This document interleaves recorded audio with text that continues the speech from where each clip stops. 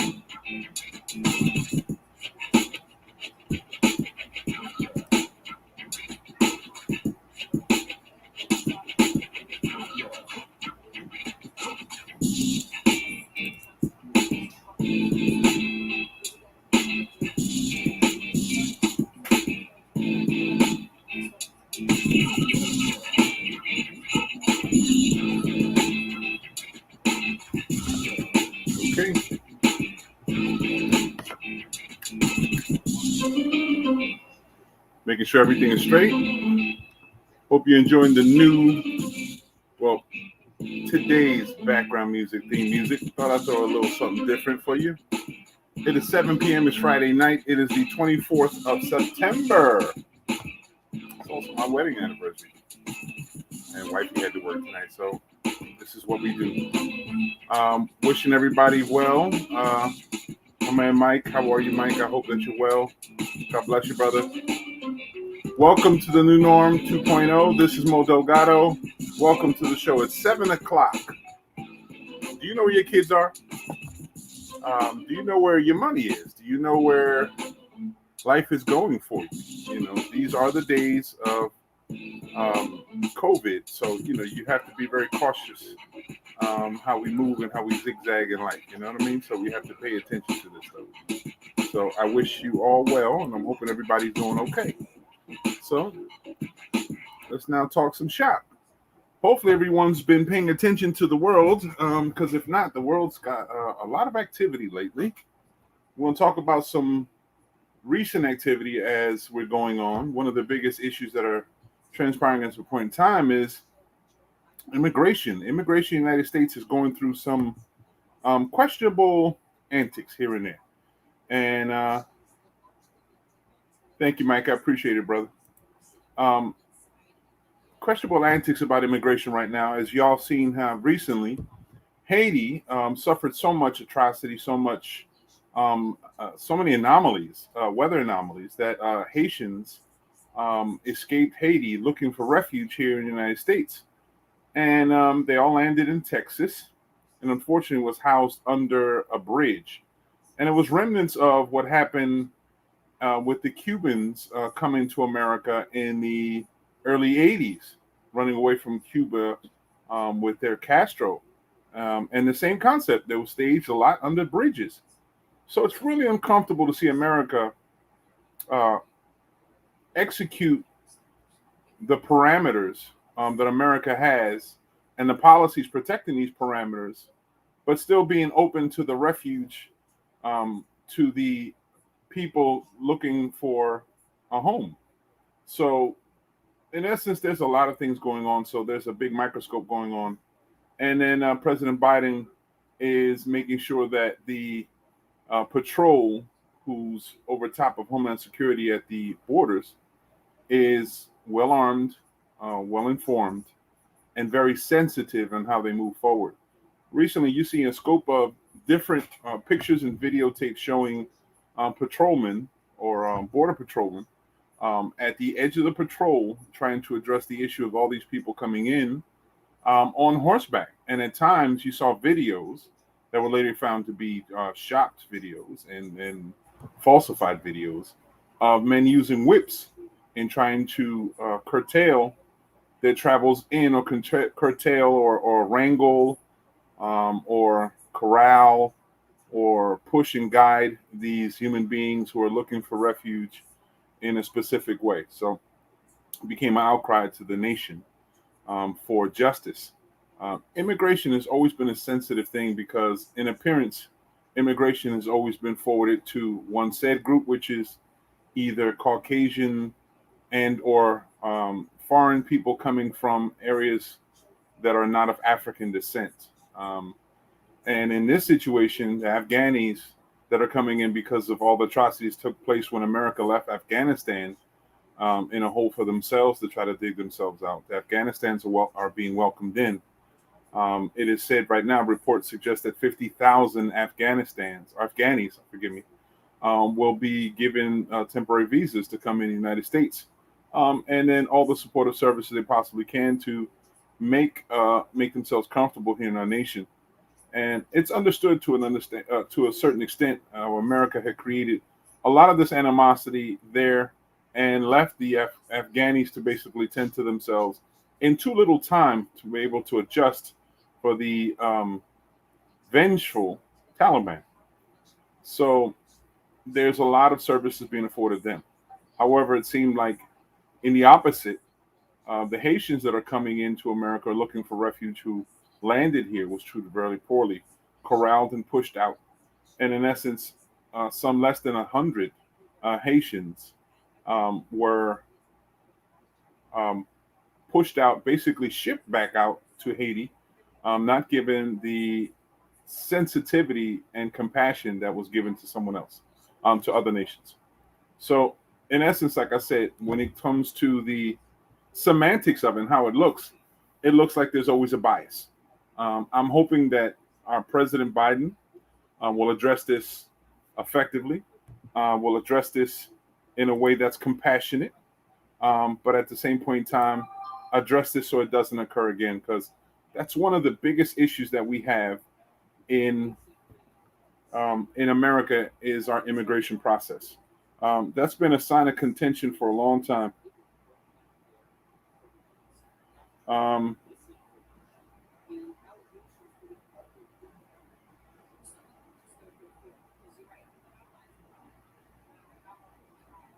I'm sorry. I have someone who wants to come on and is not really aware of how to go on.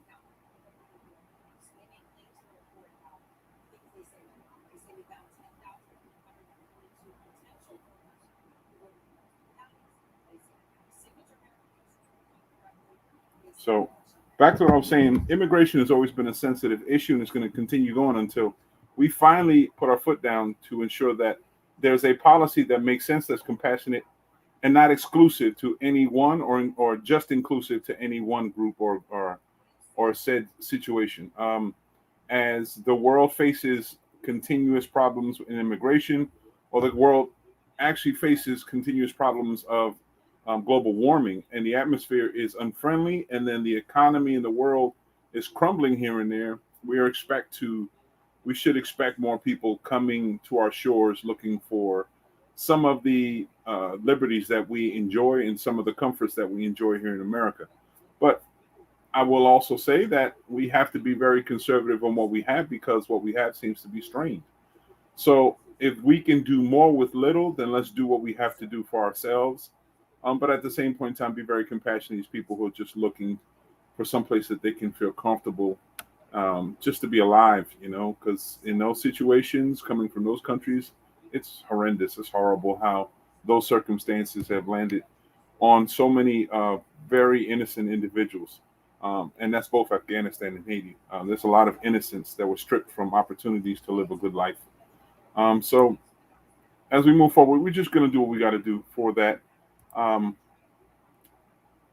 uh, Kamala Harris was recently reported to be ready to come on The View, the very popular ABC show, the talk show during the morning, to face some of the scrutiny that's been had nationally about this immigration issue.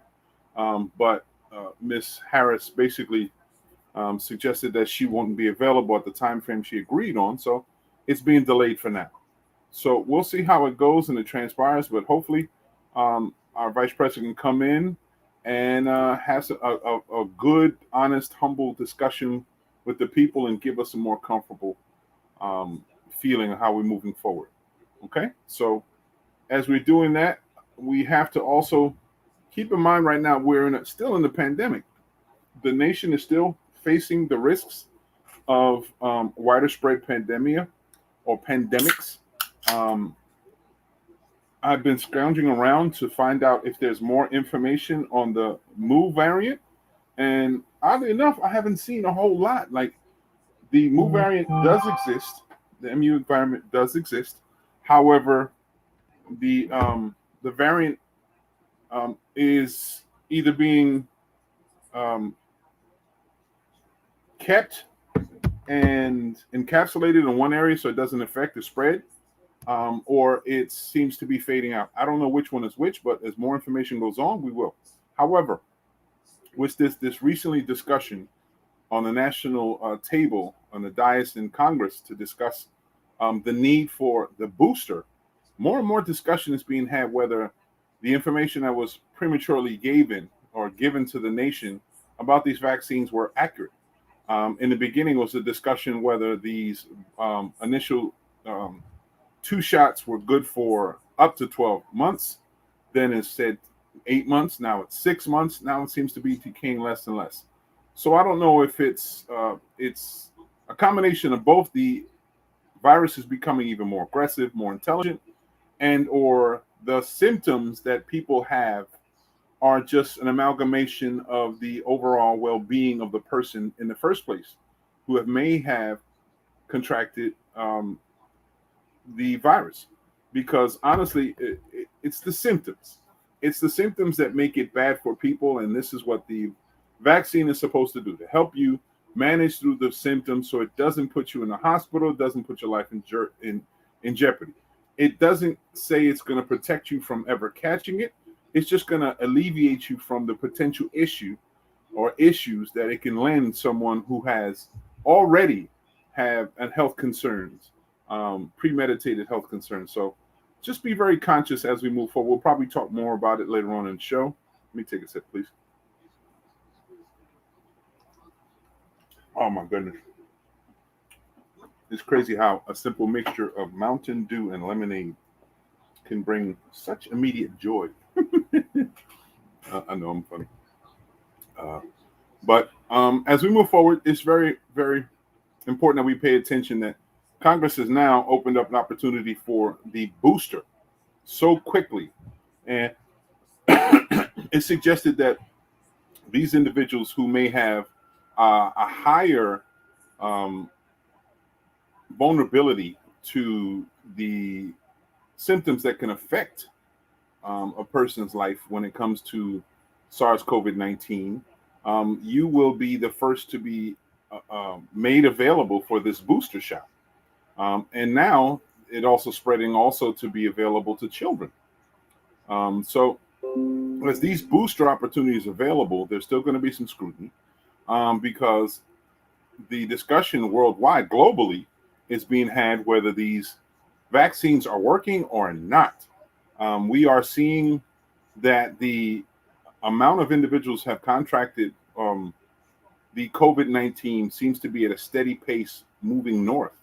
Not as a tragic rate where it's deafening and really fearful, but the reality is that being on the heels of a summer, the way we just recently had, that was filled with people traveling, with events where people were elbow to elbow, outdoor activities, the fanfare of we outside, that kind of concept, there's a high potential that people would get sick or catch COVID-19. And because, usually it takes a little bit of time before someone actually feels like they've caught anything for them to be able to go and address it. And then in some cases, people don't either go to the hospital, so they can't really be diagnosed whether they have it or not.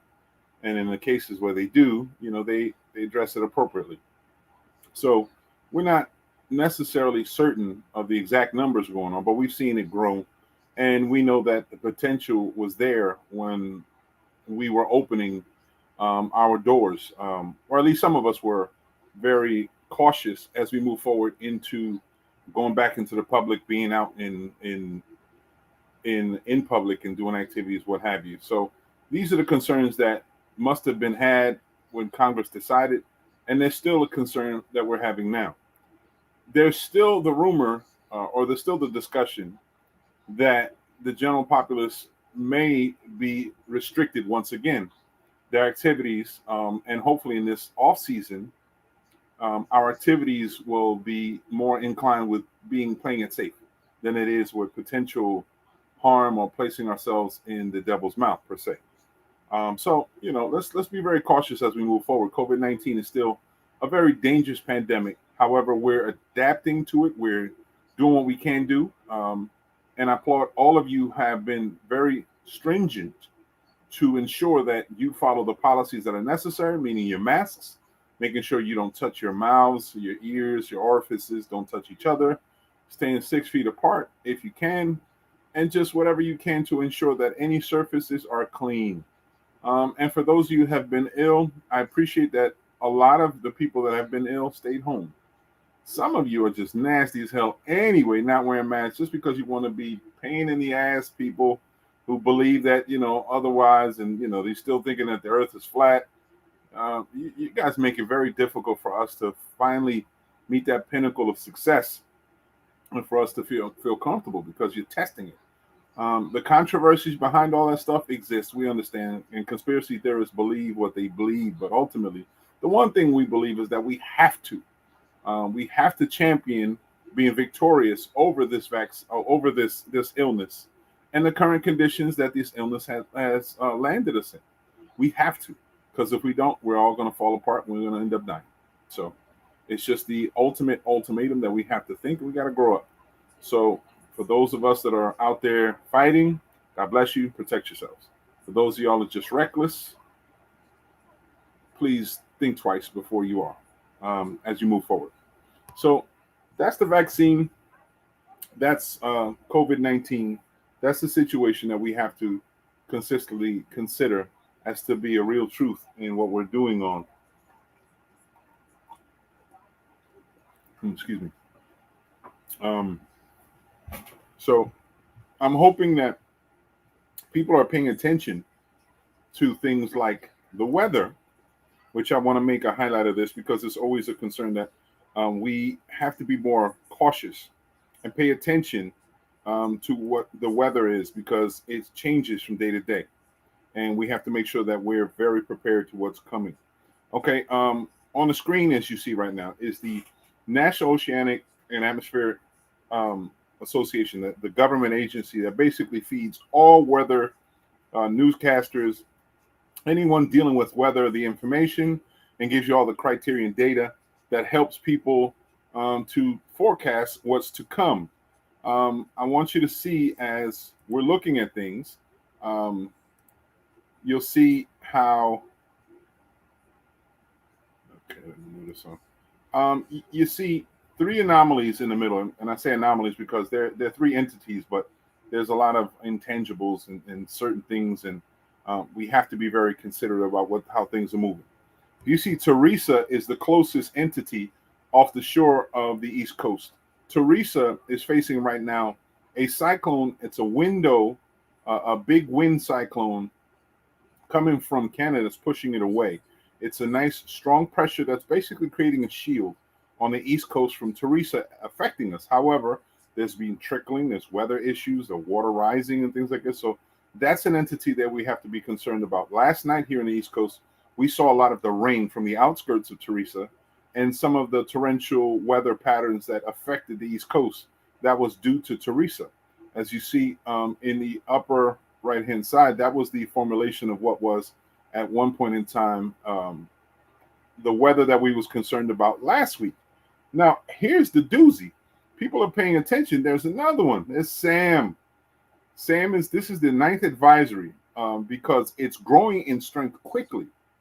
Not only is it growing in strength quickly, it's moving in a pattern to suggest that it may follow the same pattern as Teresa, which will affect Bermuda.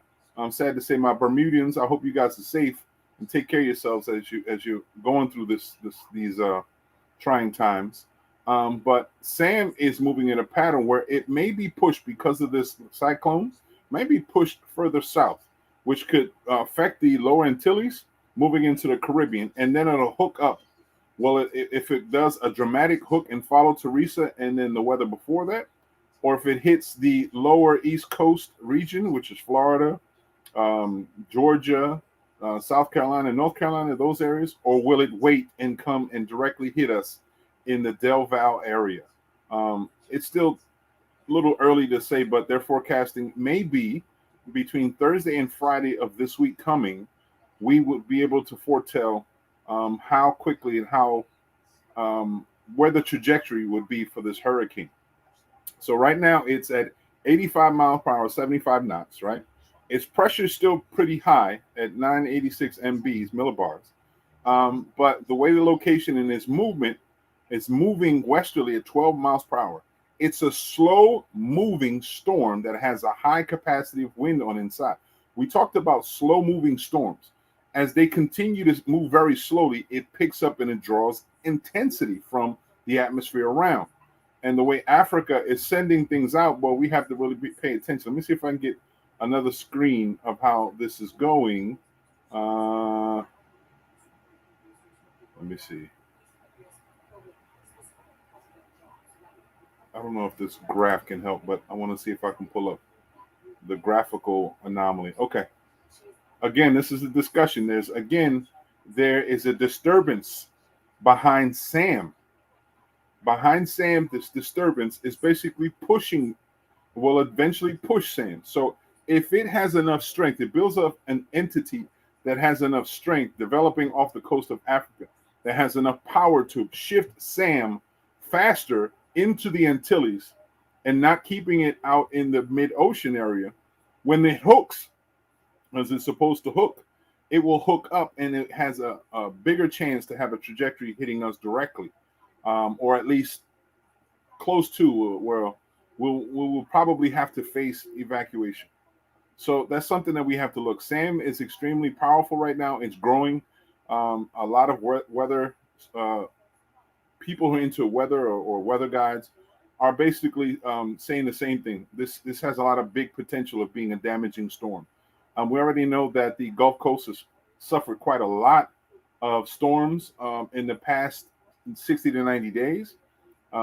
We're still praying for the Louisiana coast, Texas.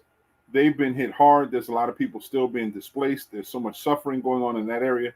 And again, we remind people, if there's a will, there's a way to help. We should do so.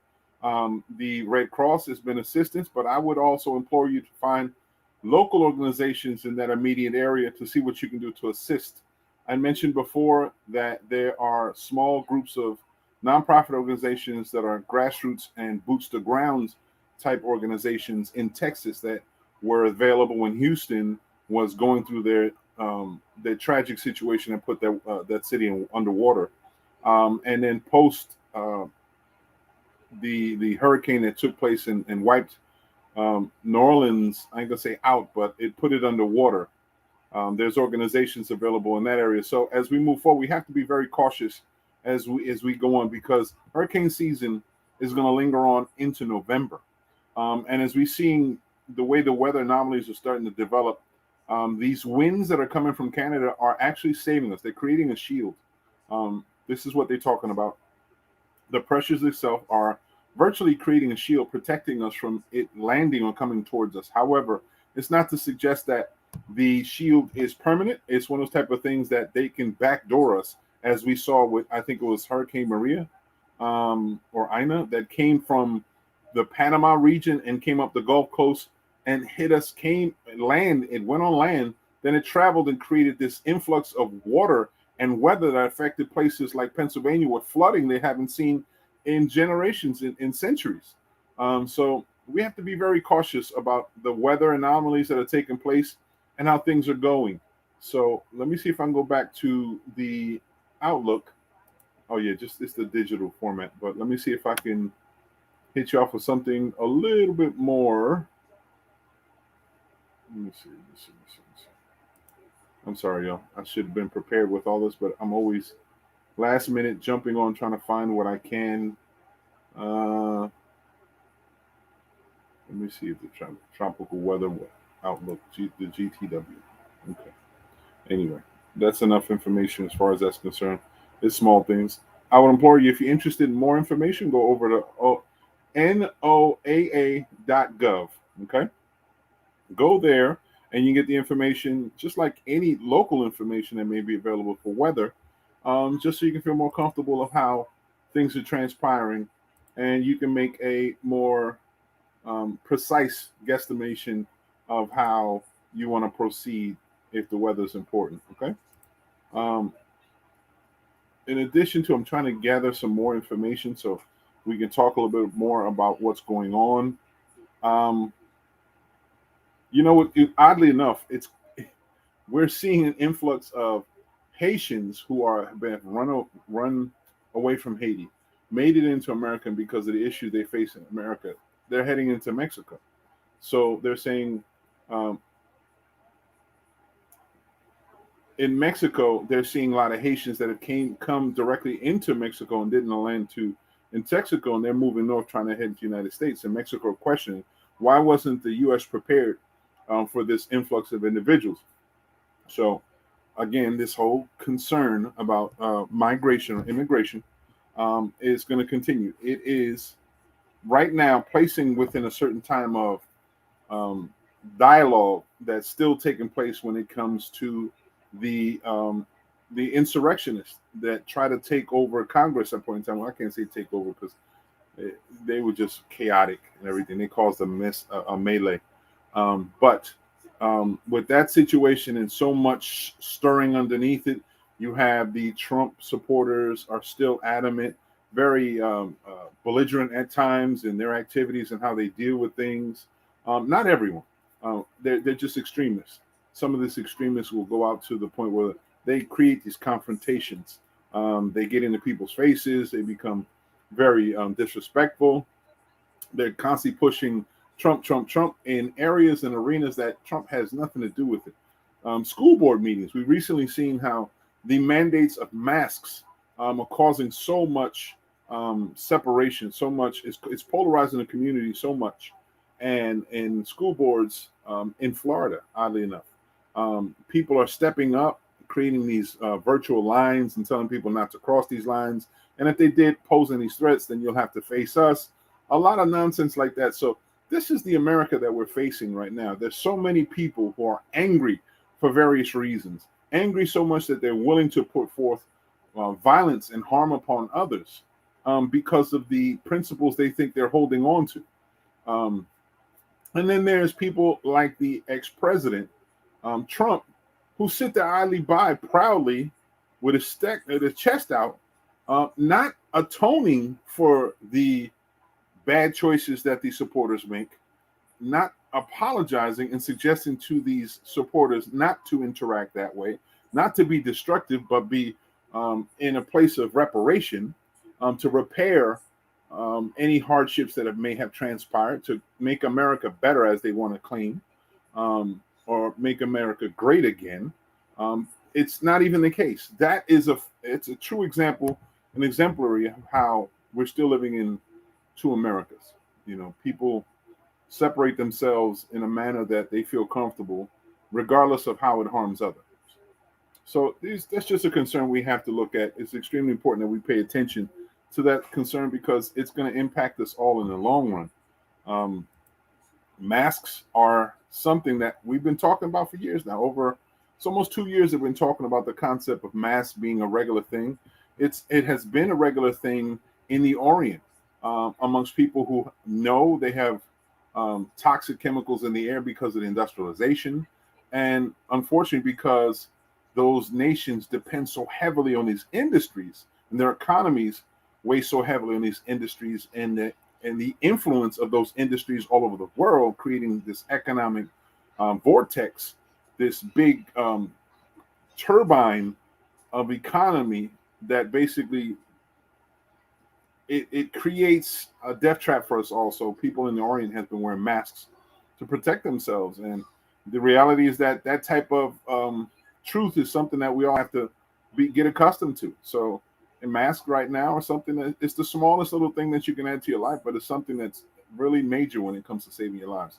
Yeah, it becomes a pain in the butt. Yeah, you get these things called mask face, which is unfortunately the sensitivity of people in their face, the dermal levels, the outer dermal levels of their skin interacting, getting inflamed. You see all kinds of pimples and different boils and things that are created because of the sensitivity and fact that some of the chemicals made with these PPEs are not as friendly to the face, depending on where it comes from. Because even in that situation, there are bogus masks created by these bootleg companies internationally. So these are concerns that we have to live with. And then, of course, you have the carbon dioxide that people are inhaling more because you're breathing into a mask and it's right there. So you don't have the same flow of oxygen as you normally would. So, and now there's these high-tech masks that have been sold. All of them look wonderful. They have double fans. They have these intricate plans. They have a full face cover, everything. But nothing is proven to protect you from the virus. And those things look good. And you may feel very good as you're going out, as a lot of people have with these face shields. But it's not truly protecting your body or you potentially catching this virus. But something is better than nothing. But get the best thing you possibly can to protect yourself. Remember, the N95 is still the quality mask that's going to protect you from your life and the lives of the people around you. If you use those masks and the other habits that we're suggesting for you to do as you're in public. So let me move on.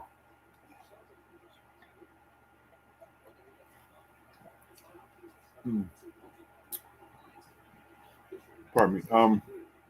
Now, in U.S. news, we're hearing lots of information being discussed recently about how the COVID-19, Pfizer COVID-19, the boost itself, the vaccine booster starts today for Oklahomans.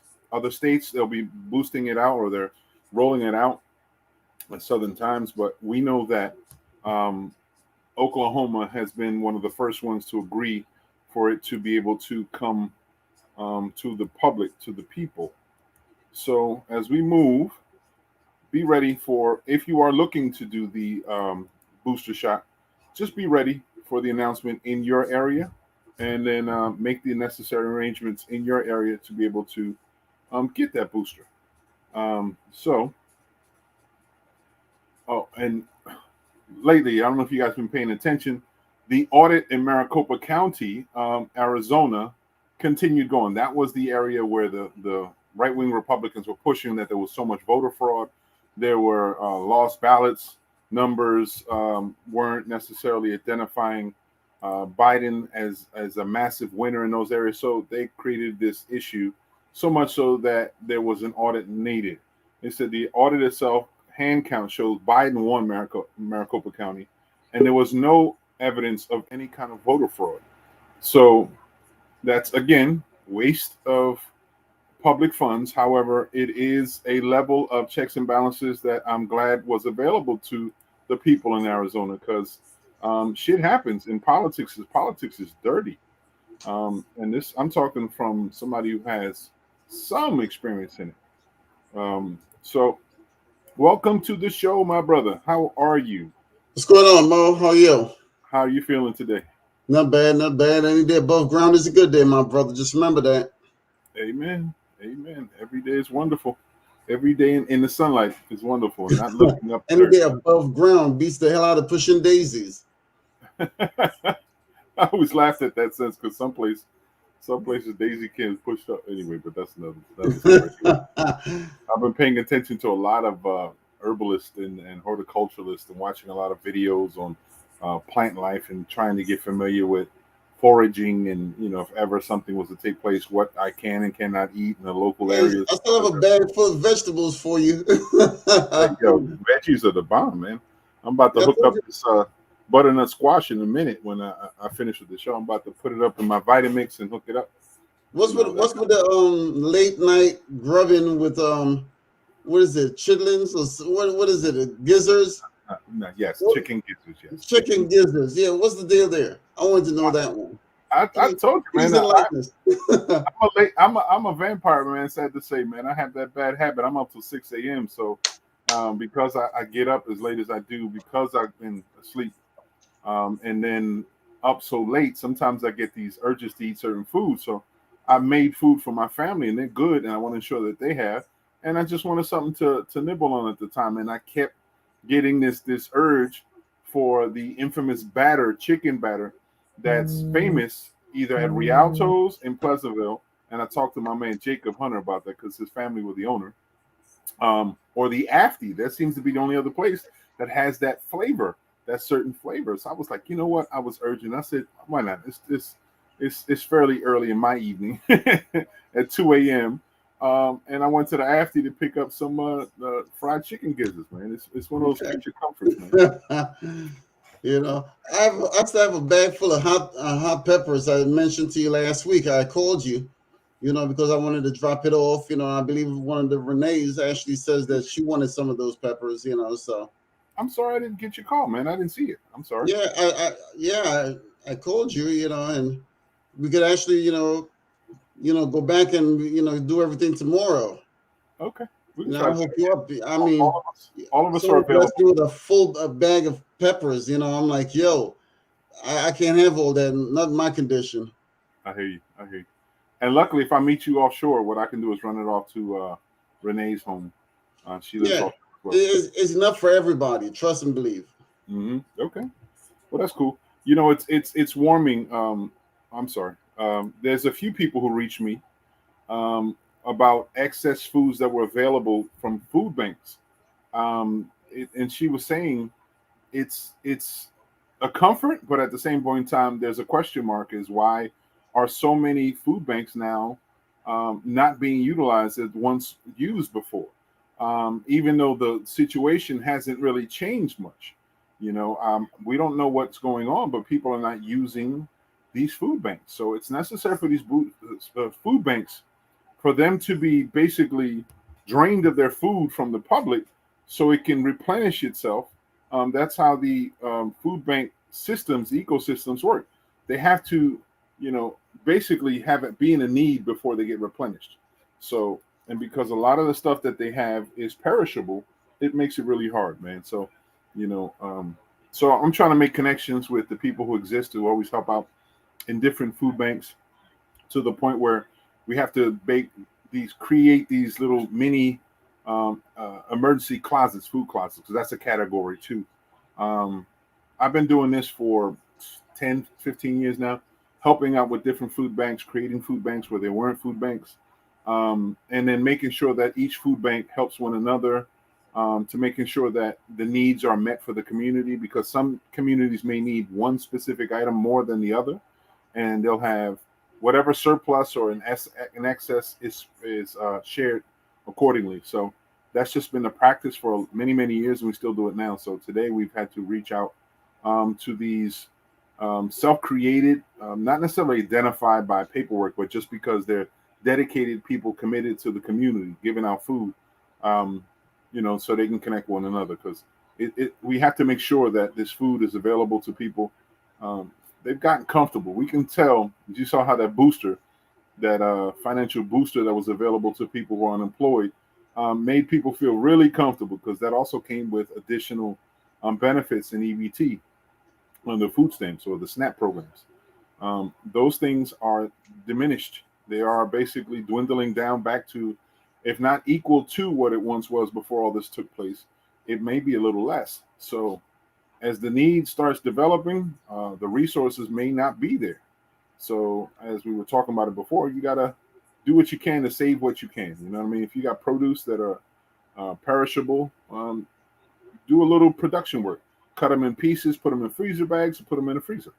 You can always use produce that way long time. It's always helpful to have all that stuff. My freezer is packed with all kinds of veggies.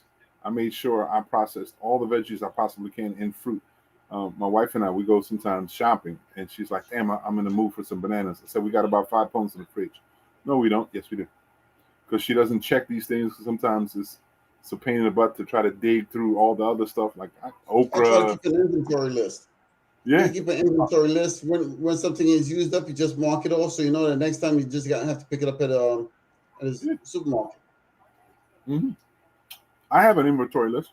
I'm a walking inventory list. It's just my wife doesn't want to go in these freezers. It's a hassle. My wife and my son think it's more of a hassle going into our deep freezer than getting something that's available. I'm like, I know it's there. Like, no, it's not. I know it's there. No, it's not. I bet you. All right, I bet. And then we look into it and be like, bam, see? Okay, thank you for getting it out. That was their intention in the first place. So they don't have to look for it. I'd have to look for it. But It is what it I is. guess that's all part of being the man of the house. I know. Honey, It comes with additional responsibilities that you're totally unfamiliar with. yeah, How's that? the honeydew list. The honeydew And list. happy anniversary, by the way. I believe that's in order. Thank you very much. Thank you very much. Yeah, we are celebrating the 16 years of being legally wed. Um, Very it, monumental plan yeah, undertaking there. yeah, 16 years. We've been together a whole lot longer, but we've been legally wed for 16 years. Okay. And it's just like yesterday. You know what I mean? I laugh at Yeah. the picture. I posted a picture because when we were married, my son was already 2 years old. We were Okay. together for a long time. So him in my hands, and we were laughing. He was like, "You want to recreate that picture?" I looked at him and said, "Boy, I can't pick you up in my arms now. You're bigger than I am.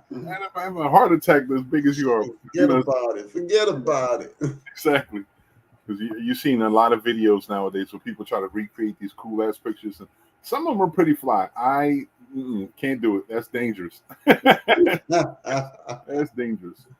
But it is what it is. 16 years, and we're gonna continue going as long as God has Yes, us no doubt. to continue going. But how has your week been, bro? It's keeping busy, staying alive, man. That's what it's about. You know, keeping the mind busy, keeping the body busy, stay active. That's what it's about. Okay. You know, handle things. You know, I saw that you was talking about a few things on the news that came across. You know, so I was checking a few of those things out here and there. Yeah. Now the discussion. I mean, you see a lot of stir, and I'm really uncomfortable how this big stir about the booster and stuff like that. I think it's just it's a common. I think it's being too much of a common fear. What's to do? What's to turn? What's to turn? What's going to happen? What's this and that? There's just. I think there's been so much cabin fever instilled in all the people that they're just in a chaotic state. And I'm like, just follow the process. If you feel like you need a booster and your doctor suggests a booster, then get it. That's it. Just get it. I mean, we have been a vaccinated population for so long for all different reasons. Yeah. But they just don't remember. That's the problem. They just don't remember. Yeah. Yeah. I mean, and there's always a concern to have. And there's, always an extraordinary situation, no matter what. Not every vaccine works for everyone. And in some cases, there are human beings who have natural deterrents. And God bless them for those people that you can. But the general population should always defend themselves, regardless of what, from being in harm's way. Exactly. You know what I mean? And that's important because it's still being said, this COVID-19, it ain't shit compared to what may be in the pipeline. So we have to be very concerned that it doesn't strip us, because if people paid attention, all this COVID-19 is stripping us from the ability to defend ourselves from what may come. Remember, we're getting ready to hit. Right now we're in fall, so we're getting ready to go back into winter relatively soon, and everybody's going to go right back indoors. And who the hell knows what's going to come about? I mean, a lot of people were happy just to get out. Now you got to go back in for the wintertime. And they still are. There's people taking flights like crazy. People like, I'm not going to catch attitude. I catch a flight. Okay, wonderful. But is it still the instance? But a lot of cities like Philadelphia, New York, and certain states and stuff, the first thing they do, you walk into a restaurant, you got to show that vaccine passport. You have to flash it. I knew it was coming. I knew it was coming last February. Yep. I mean, we can see it down the pipeline when things go on. Yeah. And it's all it is just a simple inconvenience. It's nothing like super major. Take a picture of it on your cell phone, and you always walk around with your cell phone. Yeah. And if it works, put it in. You have your license, registration, and insurance, and your vaccine passport inside your car. Yeah. And then you know what? And in some cases with extreme concern, people are being checked for vaccinations before this was even an issue, COVID-19. There's been situations where if you have to leave countries, like if you're going into a different country in a passport, vaccinations are necessary. It's necessary. Correct. You have to prove you're being vaccinated with certain things. Yeah. So it's the norm. It's just abnormal to a nation who's been afforded a lot of liberties. And that's what it is. We're so comfortable with our liberties that we're not concerned about the overall well-being of human beings in the long run, because we want to make sure that we have our freedoms. And I'm like, okay, so the question is, you have the freedom to live or the freedom to die. Which one you want? Well, with freedom, like you said, comes responsibility. Yeah, You know, that's just the bottom line. You know, like a lot of people, you know, if you take away their driver's license, they believe that that's a right. That's not a right. It's a privilege. right, a privilege. Exactly. You have to know the difference. Yep, yep. And for those that don't know, a privilege is basically something that's given to you temporarily, that could be taken away from you at any time. And you have no legal recourse. Exactly. It's none. It's just a privilege. It's a wrap. Yep. It's a wrap. Yep. It doesn't stop people from driving, as we've seen too often. Yeah. But it's just something that you should take care of. You know what I mean? The privileges that we do have. You know, I saw something online. Someone posted, you know, only in New Jersey you would actually say someone's driver's license has been suspended, but yet they will drive to the court that particular day, you know, for their case. All the time, we have people getting caught ahead of How time. did you get here? My car is outside. Or being in court because they don't have insurance, driving to court to face the judge because they don't have insurance, and still don't have insurance. I drove myself here because I couldn't get here in a while. And you drove in a vehicle that didn't have an insurance. Yeah, okay, here we go. Yep. So it's crazy, man. Human beings, we are the funny creatures on the planet. I swear. We look at animals in zoos and stuff and laugh and everything, but I'm pretty certain all of them are looking at us laughing like, look at these dumbasses. Exactly. Bumping their heads continuously. Yeah, like some of those people who try to go into the cages with the animals and try to pet the pandas and things of that nature. God. Did you see that? I was dying watching the video. Like, that bear looks like it needs a hug. Do the wild bear. He looks lonely. He needs a hug. Exactly. He's so nice. Let me pet him. Oh my God. Yeah, he looks like he needs a really big hug. You know, looks kind of lonely over there. Let me jump this fence that was meant to protect me from him, and I'm gonna go give him a big hug. Good luck with that, player. I forget who I was talking to. I think it was my wife, and she didn't believe that even gators can jump fences and all. She's like, "Nah, that ain't right. That ain't right." And then we show her the video, and it's like, "Oh shit, he climbed that whole fence like crazy." So that's another story to let you know that they will haul ass. I was like, you got to be careful about these creatures. Not all creatures are nice. Pandas are beautiful, but they're vicious animals. You see that one video where the guy was taking a picture next to a panda encasement, and the panda reached out and grabbed his jacket and like viciously pulled him in. I saw it. I was like, I felt bad for him, but I was like, he was trying to take a selfie. This ain't Panda the Disney version. Nah, this ain't supposed to. This we can kill. Real deal, dog. Even in situations where I think I'm such an animal lover that when you see the animals go buck wild, that I feel for them. Remember when the elephant got away, and was running through the streets, and I think it was American Indian. I was feeling I was go rooting him on. Go. And he was just trying to find his way out. He wasn't trying to kill nobody, but they was harassing him. Or when the animal trainers, because there's a vicious method. They use whips and spikes and other stuff. And in trying to contain these lions, I've seen one guy got snatched up by a lion. Guy went right to his neck and it was like, yo, done deal. You're done, buddy. You're done. Yeah, but look at that guy from Siegfried and Roy. Remember him? Yeah, his face was damaged. No kidding. His shit was bent. He's no longer that pretty human being. No, that tiger had no freaking mercy, man. I'm serious. And they always say the same thing. It's not the tiger's fault. It isn't. The tiger's natural. Their nature. What it does. Exactly. It's their nature, man. You don't test them. It's their nature. Don't put them in a situation where they're supposed to act. But look at it. They were in it for the money from the get-go. And they got paid. Money, and they got paid huge. Wealthy. But then there's a price to that success also. And you pay that price.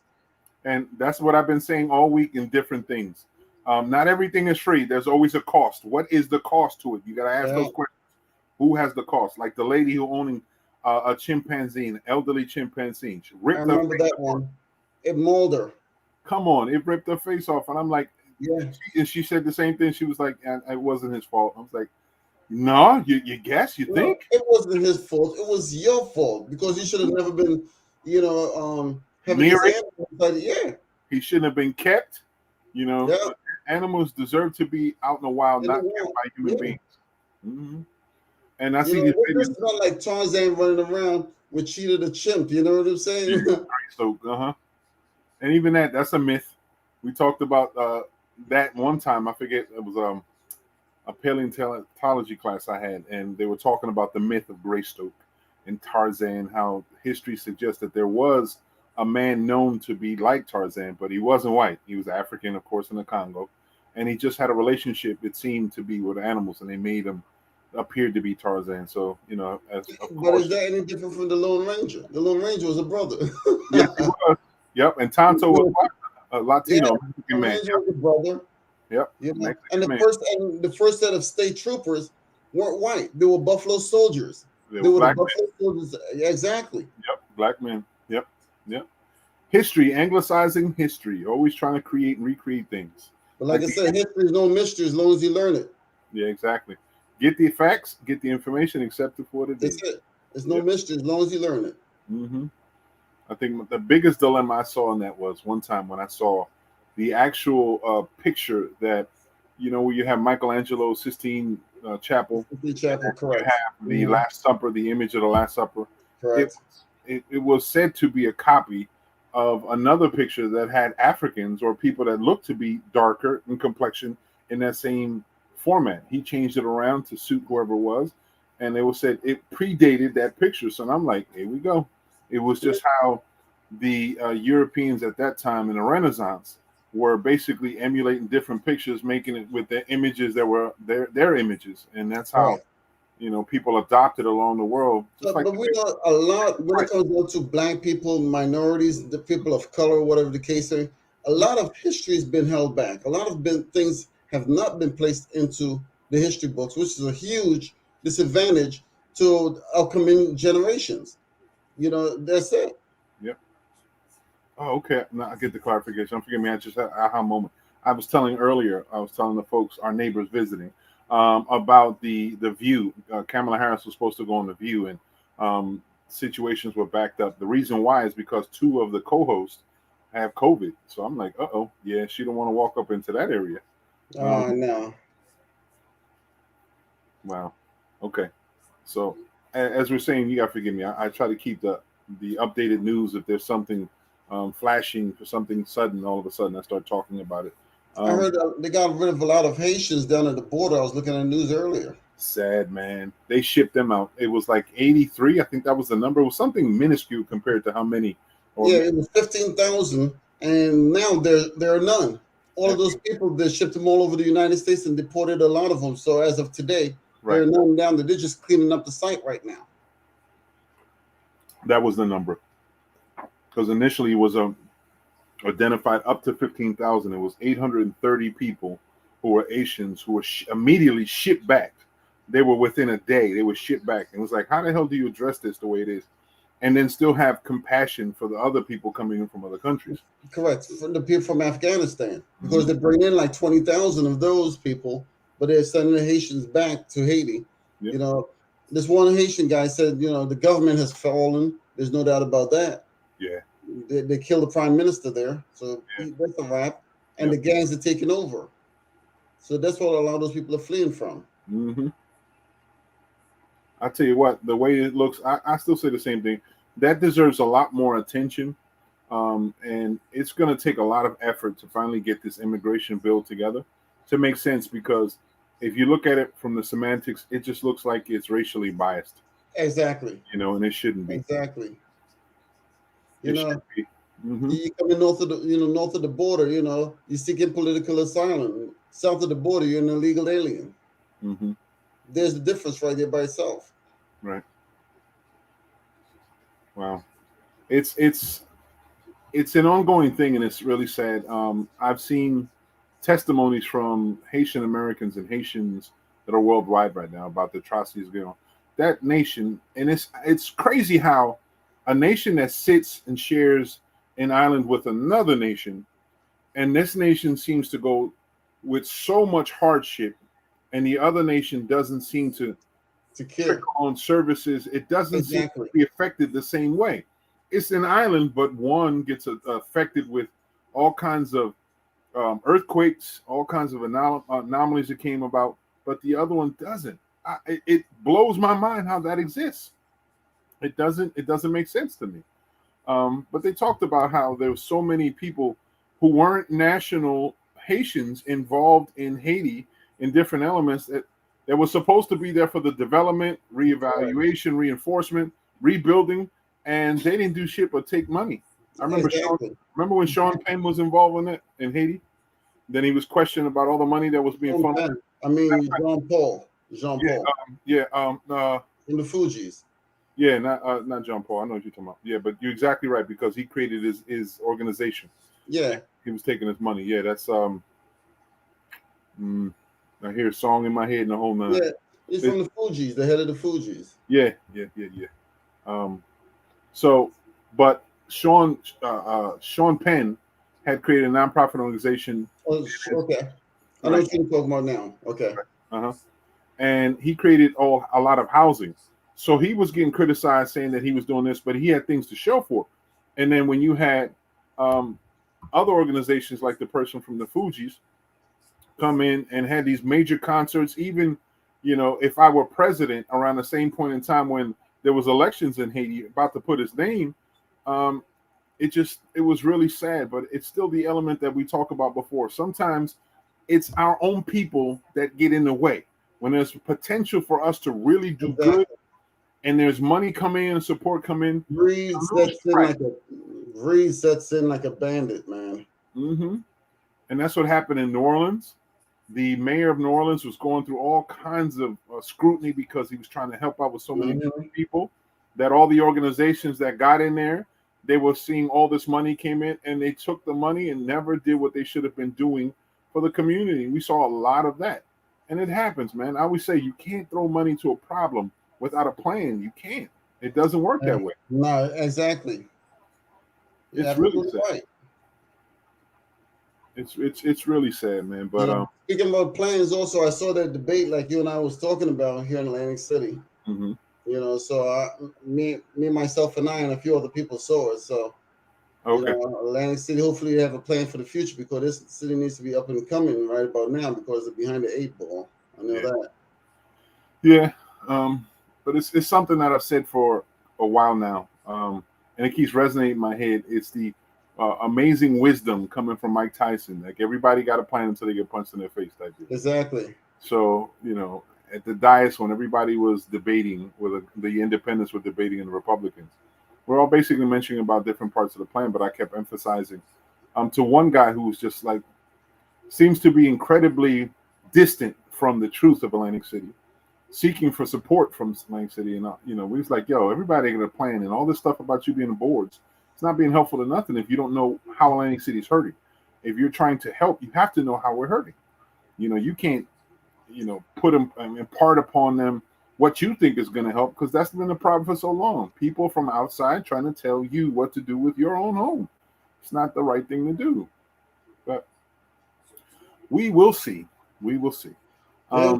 I had made a short video yesterday, and I put it on live because I was under the understanding that we were going to have a Zoom forum for candidates for mayor. And I had misunderstood because it was a chain of emails that was sent back and forth, and I didn't see the preliminary date because I got a follow-up email that said, here is what's going to happen. See you then. And it identified yesterday as a date, but I guess I didn't read it, didn't look into it, because yesterday was the Board of Education candidates, and on the 21st of October will be the mayoral candidates. So I said, you know what, I ain't going to waste the time. I said, I'll just do a quick live and talk about a few points that I think is something to consider for Atlantic City, and I'm hoping that we're able to do that, because this city is just exemplary how the nation sometimes is. We have a lot of potential. It's just distractions and then having too many hands in the pot, and it does never get stirred and nothing comes about. So, there's a lot of work to be done. There's a lot of work to be done. Oh, lots of work. I mean, you're looking at 9 casinos on one island. After all, I mean, you can't find it anywhere else other than Vegas. Yeah, or McCall. Remember we talked about that? Yeah, well, that's not part of the United States, Yeah, and then what's crazy? There's still discussion There's still discussion about more casinos coming to town because remember, there's still a lot of potential. I see Gina typing in. She's running. Stop letting him ride on your shirt tail. I don't like that dude. Okay, Gina, tell us how you really feel. Okay. Bring on, come on, Gina, get on in here, like you told me. Right, come on up in here. Beetlejuice. So, there's a lot of potential. Like there's businesses that we've had hundreds upon hundreds of different opportunities for business development in the city, and politics have gotten in the way. Either the state got in the way and didn't want it to happen, or the state agency CRDA put too many obstacles in the way for them to be able to come on. We were supposed to have a roller coaster, what they call a polar coaster. We were supposed to have another mall. We were supposed to have at least 5 or 6 different casinos already built, and a couple mini boutique style casinos built. Super restaurants. We were supposed to have like a Dave and Buster's facility come in. I think it was called 120. Question: whose dream was this? Because it ain't happening. It's like whose dream was this that they were putting out there? It was actually viable companies coming in and proposed this to the city and had financial backing behind it. But when they went to the state to get approval, the state got in the way. And this is the time when Christie was in office. So the state got in the way. Yeah, Christie was a trip, man. Yeah. And then when the hands of politics changed all over, then y'all gonna sink. Then the CRDA got in the way. The whole thing with CRDA, they were starting to tax these companies even more, creating a lot of different layers of issues that they didn't want to face, that they didn't think they needed. And in certain instances, it really didn't make any sense, man.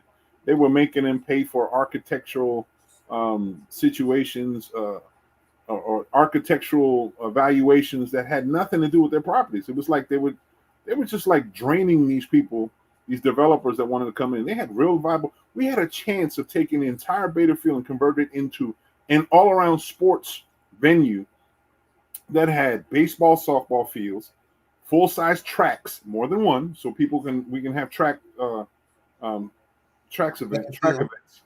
field events. Baseball, field hockey. It was an arena to have indoor and outdoor swimming pools, Olympic size. Tennis. What was the other ones? A cricket field. It was all these different elements, including a mini hotel, not a big skyscraper, but something about 15 stories tall. It had created a whole venue around the bay that had like a mini boardwalk. So you have a restaurant or 1 or 2 restaurants and another venue over there. All that built on this property and still owned by the city. It would be leased by this company. The city would be provided first dibs on anything they needed to do with the land at any time, and they would still get benefits from the income that was being made by it. And they came with a dedicated, committed calendar of events for youth sports, including Roberto Clemente baseball field, the league, and the Hank Aaron League for youth sports. This right there would have been equal to, if not more, than what Disney created in their ESPN Sports complex in Orlando. And they had that a commitment for 3 years. That's how deep it was. They had 2 international soccer tournaments already scheduled. International soccer tournaments scheduled to take place within the time frame they would have had it done. It would have been all done up, and we had the plans in the whole nine. Guess who got in the way? Chris Christie. Blocked us. But look at Christie. He blocked that. But when it came down to the revel, he didn't have any problem giving them all that money, though. And you saw what happened with that. Mm-hmm. It sank like the Titanic. Yep. Big time. Huh. But it's always, I say the same thing when it comes to development. Human beings are greedy. And people in politics are, really insatiated. They're greedy. They salivate. They put their hands on. And it's the whole concept of, in politics, If I can put my greedy ass hands on it, then I can influence who hires, who gets hired. And in the elements of politics, people are not paying attention that these buildings need to be built. So what is it? The unions want the right to be able to build so their union members can get the money. So what do the unions do? They enact a process and go into and they donate and support these candidates to get the support. Like one is Steve Sweeney, like his brother was a union head in the whole nine, got all the support from the union, the labor, so they can get jobs. When they get jobs, they try to manipulate things and they only set it up for a certain amount of group. Majority of the time, the locals get less than 5% of the total income ability that comes on in the projects. Less than 5% of the people get hired. Less than 5% actually have long-term employment. Less than 5% because of the way the union process is. They don't necessarily allow people who are local here, who haven't been part of the union and been journeymen on the books for years. That process gets in the way. So it's the politics that gets involved, and it's really, really sad because that's what stifled development in this area also. That politics got in the way. But that was real, man. My man did that project. He came down, presented it, had all these funders and everything. And because he was looking at it as a long-term gain for the state of New Jersey, because youth sports was growing. And the long-term gain of having all of these families come in for the youth sports, they would stay in the city. They would be funneling into the hotels.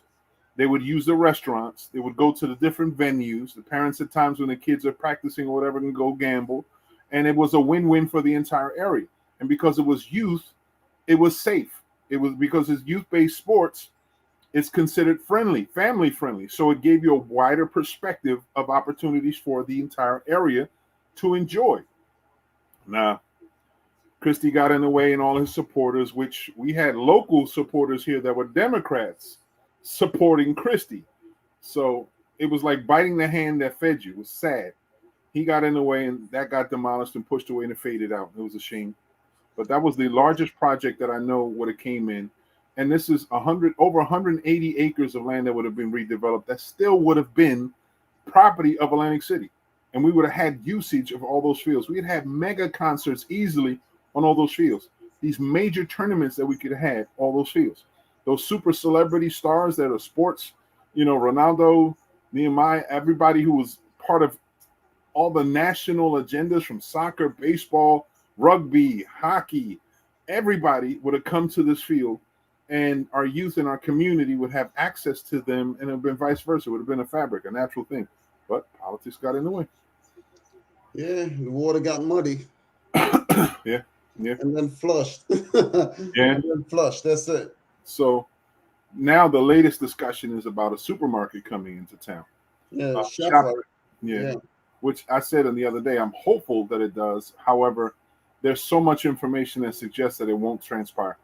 I'm just hopeful that it does because Atlantic City is dwindling. And I'll say this, I'll be honest. We have a lot of resources here in the city, small bodegas and small stores that offer a lot of the stuff that we want, a lot of stuff that we need.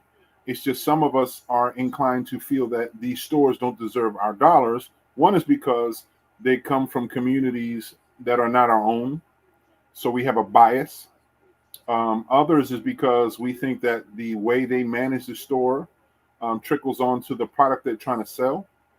And then thirdly, it's just, we think more of ourselves than that we deserve more given a certain circumstance. And, all those realities impact it. We have a supermarket that nobody uses, basically. I mean, it's widely used, and it's a trip because our supermarket is not the best quality, but it's almost equal to what you see offshore.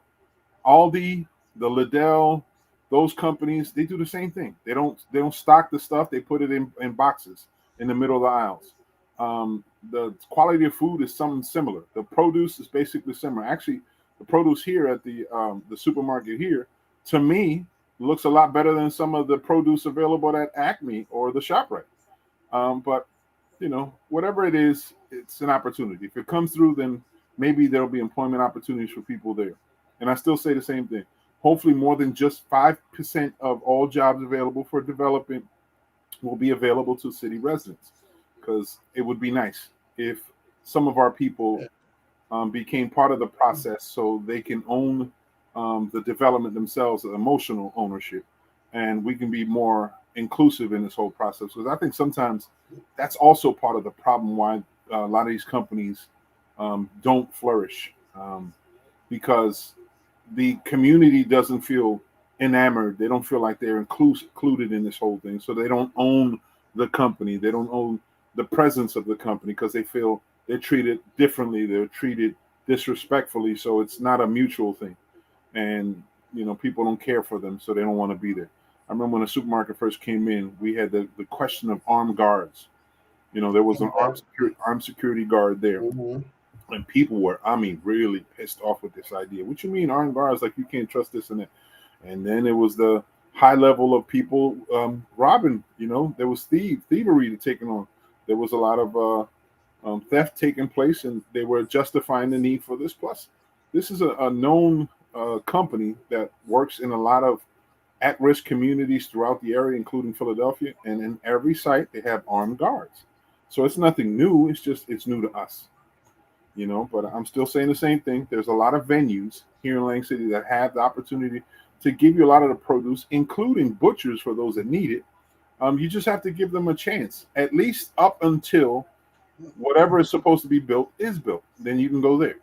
But until that time, utilize it. You might find something that's a lot more pleasing to you, because back in the day, you mentioned something that was really, that you spoke about as far as the Reading Terminal in Philadelphia, mm-hmm. and the one in Maryland. We have, a lot of the small businesses getting together and, as unity under one roof. Mm-hmm. And that's a very good idea. Yep. It's a very good idea. Yep. My wife and I have been glowing with that potential to bring that whole thing. You have one facility with multiple floors. Mm-hmm. You open it up so multiple small vendors or small business. Beautiful. Right. To have it indoors. Someone can walk through and enjoy a full day of shopping or seeing how artisans and vendors work, offering goods, having great interpersonal connections with different people, and buying high quality level produce and food and things like goods and services. Yeah. Yep. Because as a matter of fact, this week, I think this past weekend or whatever the case may, a few days ago, in the parking lot of Store and ShopRite, they set up tables. A lot of minority businesses set up a lot of tables at Store and ShopRite in Absecon, and they were selling this stuff in the parking lot. Cool. Jewelry, all of this type of stuff, handbags, the whole 9 yards. Yep. Pop-ups happen a lot, and they're very supportive, man. And it's, imagine if we can, and I had this discussion again at that late night run last night. I was having a discussion with the proprietor, giving people an opportunity to be an entrepreneur gives them hope and an insight to potential for them for the future. It gives them a stronger sense of self. And in doing so, not only does it help them step away from needing or being just an employee, it makes them more encouraged to become employers and business owners and producing for themselves. It's a different pride. When you're a business owner and you're creating an element, you're creating something, supplying goods to people, you feel a lot more involved in it, more appreciated than just being an employee. I know from personal experience. Yeah, I know you do. I know you do. You preach it to the choir. Right. And it's not even Sunday. Right. But I figure for some individuals who may be watching, there might be... Exactly. You're absolutely right. Mm-hmm. These people just need the opportunity, especially in the time of COVID. A lot of people would like to start up their own business. Yeah. Not everybody took the $600 and decided to run out and buy new things. Some people decided to start up their own businesses. Yeah. Joe Biden, mentioned that he would like to see a lot of business, small mom and pop business come on up, rise to the top. This is the time when it happens, because like I said, it's like a scorched earth situation where all of the trees have been burned down, but then all of a sudden you start seeing little small plants coming up here and there. Those are the small businesses. Mm-hmm. A lot of them were forced to shut down, but a lot of them are forced to adapt. Mm-hmm. And that's exactly what's happening. And having such a terminal, just like you said, like the Reading Terminal, it's nice. And so you go up on there on a Saturday or whatever the case may be, and you see a lot of, vendors up inside there. You can spend the entire day there. Yeah. Shopping. And it would be wonderful to have something like that here. It would be. It would be wonderful. Yeah. You know, I've experienced that one and the one in Maryland also. I can't remember. It's like the Johnson Mall or something like that. I can't remember the Lafayette Mall. I think that's the name of it right there. In Baltimore, yeah, Yeah, Lafayette, yeah, yeah, exactly. And that one, even though it's not multiple floors, it's just as fly. It's correct. an open Yeah, market. you know, I I mean, I tasted one of the best cheesesteak that I ever had in that freaking mall. Yeah, I had you know what? I remember what food I remember there was eating shrimp. I had some pretty damn good shrimp there. But even in New Orleans, when last time I went to New Orleans, the French market, it's the same concept. It's one edifice or one setting with multiple vendors inside, and it's the whole concept, the bazaar concept. You know, when people go to places that have like bazaars or sidewalk sales, like you have like areas like Cowtown and people like Berlin. That same concept. It's just in a different type of facility here. It's a grab, a natural grab or place that people want to go to. So the tourists will come and they'll go and enjoy it.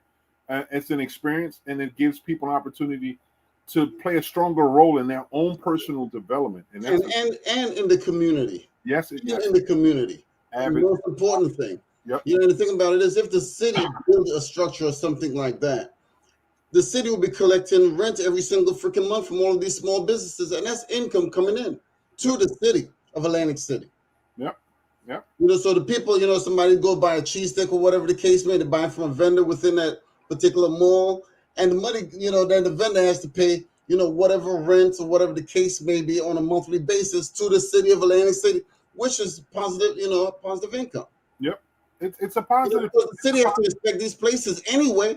mm-hmm. They have to send inspectors to all of the food and all of these restaurants in Atlantic City to inspect. This is not going to be any different. You already, you know, build it and it will come. Yep, Bottom line. yep. I think it's a wonderful grab, and an area that I'd like to see it happen. I think in the area where Sam's used to be, right in the middle of that area, I think that would be cool Where because where the Sands used to be, it stands in the middle of okay, I right? know where you And are right there. that whole block going towards Atlantic Avenue. If we built it in between the Pacific and Atlantic Avenue side, it would give an opportunity that Atlantic Avenue stores and restaurants can get the overflow, so it can be part of that Oh whole yeah, upstream and having people in mid but look city. at the location. You Yep, coming straight down, you know, Martin Luther King Boulevard. Bam, you run straight into it. You're yep, coming from the Bagada. You're coming from Harris. You're coming from Golden Nugget. You're running straight into it. yep. You And know, then you're a few blocks away from the bus stop. 2 blocks. Yep. And then the rehabbed hospital is right there, so you have access. Exactly, because And they then built you have, exactly. yep. Yeah. And you You have won't be too the far from the amphitheater. train station. You Yep, won't be too far from, you know, from the walk. yep. And then you have Bally's right there. Yeah, And Valley's right. Exactly.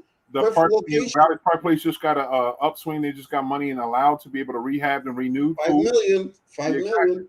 Then you got Park Place where you have the amphitheater and all that stuff that gets used every once in a while in the summertime by the owners of Claridge and other things that have different events there. So it ties it in. That potential Yeah. is great, and it can tie it in.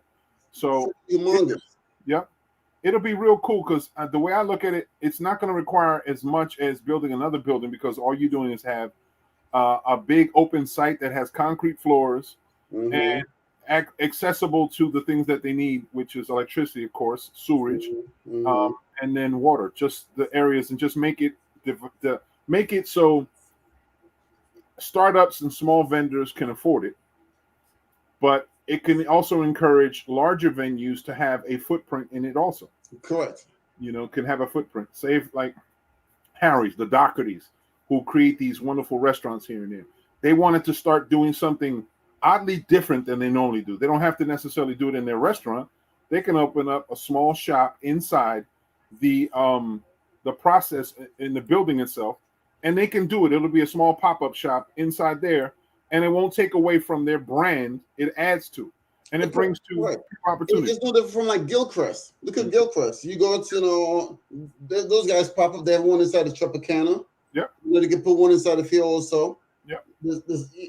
Their family, you know, they have one uptown Atlantic City. They have one heading out to you know, Egg Harbor City. Right. There's the Gilchrist out heading out that way on the White House Pike. Yep. If it's built in a proper way, you can Yeah. have some people like fish heads, dredging them Exactly. Yeah. Exactly. relocate and have less of a need as far as the cost of it being there, and then have access to fresh vegetables and fresh fish there, because we'll have fisheries or fishmongers there also. The possibilities are endless. The So much. possibilities are endless. No And then doubt. if I'm able to tie that whole concept that I talked about urban farms also next to it, adjacent, having a big warehouse that's open with hydroponics and aquaponics inside, growing fruits and vegetables indoors. But think about it also with the fruits and vegetables, because you also have to make sure that you go through the state of New Jersey to get that symbol Jersey Fresh. Because because anybody I could have found out that anybody try to use that Jersey Fresh logo, they're gonna put you in the pokey. You know what I'm saying? Yep. The state is like, we're gonna grab onto this brand right here, Jersey Fresh. And if we can tie it in, say Jersey Fresh and AC Organic, exactly, that would be awesome. Because it's fabulous. Because they're going to have people from Brigantine and certain places coming across Atlantic City to actually get involved in this. Yeah, of course. Then there's employment opportunities for people who can work the farm. Yeah. So that adds to the entrepreneurship process. It teaches the framework of agriculture for students and anyone that wants to learn on their own. Mm-hmm. So you bring the educational factor in it. The farm to table concept, so you bring a better quality of food, so it's a health benefit to the general population.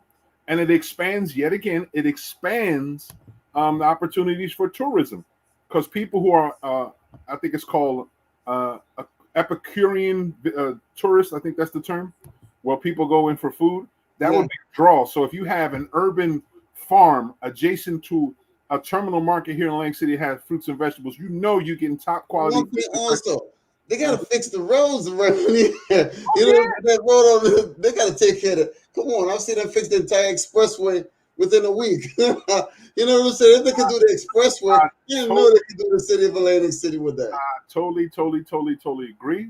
So imagine if you had a renovation process where all of the roads going in and out of Atlantic City get refaced. All of the crossroads that go through the city gets refaced. I thought the plan was in place with that before. Because that's what I thought too. Malik, the other councilman told me so many years ago that every time they punch a hole in the ground, they got to fix a whole block or 2 blocks or something like that. Is something that he proposed. So I drive through the streets of Atlantic City, and it feels like if you freaking ride in a horse. There's legislation that suggests that utility companies that have to break ground have to not only repave the area that they break, but they also have to have the adjacent ground up to 2 blocks going in every direction. The problem is some of these were long-term plans, and no one has put the teeth to them. Like, you're going to have to be fined if you don't get this done, and fined at high levels. Instead of a $5,000, $10 fine, we're going to fine you $100,000. Yeah, that's a drop in the bucket. Every day. Company, that's one customer. That's one customer. Day. Right. And then we can make, case by case situations. If it's an urgent need to upgrade the services for the community or to put it to a working standard, then we can work around that whole concept. But if it's just an internal necessity upon them for them to upgrade their services for their own good because they have more efficient products here and there, and they use the ground and they need to do so, then we can negotiate. But either which way, we still need teeth to it. Exactly. Other than that, it's nothing but paper. And the paper needs to be put into the trash. Because if there's no teeth behind it, you put a bill out there and there's no teeth, it's nothing but paper. Right. That's what it is. It's garbage. Yeah. But one of the other hardships is that, unfortunately, the reality is we're an island, right? So to have bedrock underneath, we have to dig really, really deep to get the bedrock that we need. Other than that, it's sand, and sand shifts, and then we have underwater streams or whatever. So there's a lot of anomalies underneath the ground that we have to play into that can create issues here and there. A lot of it also has to do with the fact that we're constantly bombarded with water and ice and snow and things like this. So those factors play underneath it. There's new technology that is available, and we see it every year. There's a thing called the League of Municipalities, where all municipalities in New Jersey come down into Atlantic City to discuss political things, education, and all these vendors from all over the world who are offering products and services to municipalities so they can make themselves available, and they'll give you examples of what they do, tests and all that, and they'll give you all the data that they need for you to be able to buy their product. There's lots of products now that are available including these amazing processes for the grounds that creates the chemical makeup of the ground itself, so it expands and detracts depending on the weather, so it prevents from breakup. It may be a little expensive in the beginning, but sometimes you have to pay more for quality, so it eliminates the debt long term. So it's a better expense to be paid. It's just one of those type of things. You have to be more forward thinking instead of hoarding money and trying to spend it on really stuff that doesn't really help and benefit people in the long term, where the overall good should be spent. There's a lot of stuff. There's lighting that goes in the ground that could be available to stuff. There's irrigation process that can be part of the whole thing. There's even secondary roads that are created that I've seen that can be placed on whole formats like bridges, that helps alleviate the issue, man. What'd she say? Don't grow it indoors in glass house. Sorry, the words won't come to me. Oh, that's what we're talking about, Tamika. We're talking about hydroponic and aquaponic. It doesn't use any soil, and it's water and nutrient rich because of the way it sets up, and it's consistently flowing through PVC or plastic piping indoors. And it's not necessarily helpful, right? To keep it in glass houses could be a problem because of humidity on the inside. So it really depends. But to be able to control the atmosphere is something that you need to do. Yep. But there's UV lights, fans, all that stuff. There's permanent. There's a lot of good stuff out there. There's a lot of good stuff for forming and and creating these type of structures. Yeah, and I've been looking at it for a long time, and I've been tying it in with the other things because I also thought, and I said to myself, I said, it'd be really cool is to have a small business incubator to help people who don't know how to run businesses but would like to. Give them the tools that they need to know how to run a business. Give them an opportunity to speak to seed bankers so they can get their investments, so they can put themselves at an upstart into a situation. Then through a long-term business plan that they're developing, they can start their business and hopefully be in a situation where they can have long-term credit, a line of credit, so they can do that, and then they can expand if they need to. And that offers them an opportunity to start a business that can be put in the terminal market as a small business. So it's like walking people into independence. You see, the thing about it is when you don't have those type of, features, structured within the city, a lot of people, when they get older, graduate from high school or whatever, they move on to other places and where they have these things available because Atlantic City in this area has nothing for them. Right. So the next best option to feed their family, whatever the case may, or even start a family, is to move away. Look at Newark, New Jersey. They put in a lot of money into Newark, New Jersey, and it's coming up like crazy. A lot of money being pumped into that city. Mm-hmm. It's and it's sad because you're hitting it right on the nose. I see it all the time. People leaving the immediate area and going to other parts of the world, and they seem to really prosper. Some of it we know it's an emotional thing. It's a sentimental thing, feeling that you're free from all the emotional baggage that you may have had in your home front. Some of it is also letting go of the same, I would say, ideologies that you have while you're in place when you let it go. Like you're working here, like just for example, here in Atlantic City, we've been benefiting from casino gaming for a long time. The minute somebody says, well, work at Wawa, they would turn down Wawa. What you mean? Like it's beneath you, or working at Walmart like it's beneath you. But in other areas of America, that may be the centralized primary focus for people of employment. So you change your frame of mind. It frees you from that type of mentality. So it also gives you an opportunity to breathe because you don't have that same expectation, those bourgeoisie, those premises that you have in your mind. And, it depends on the cost of living. What you see here, the cost of living, those venues may not be able to pay you, afford you a life that you'd like. But in some other places, it may get you closer to that.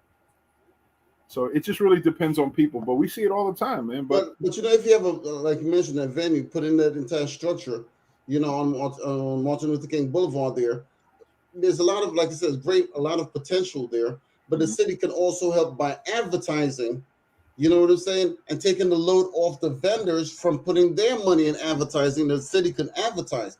I mean, they do it in other areas, in other towns. I see no problem with that. Atlantic City, it's sad, and we talked about this before in certain circles. Atlantic City deserves to have its own public affairs office. It needs to have it needs to advertise the city.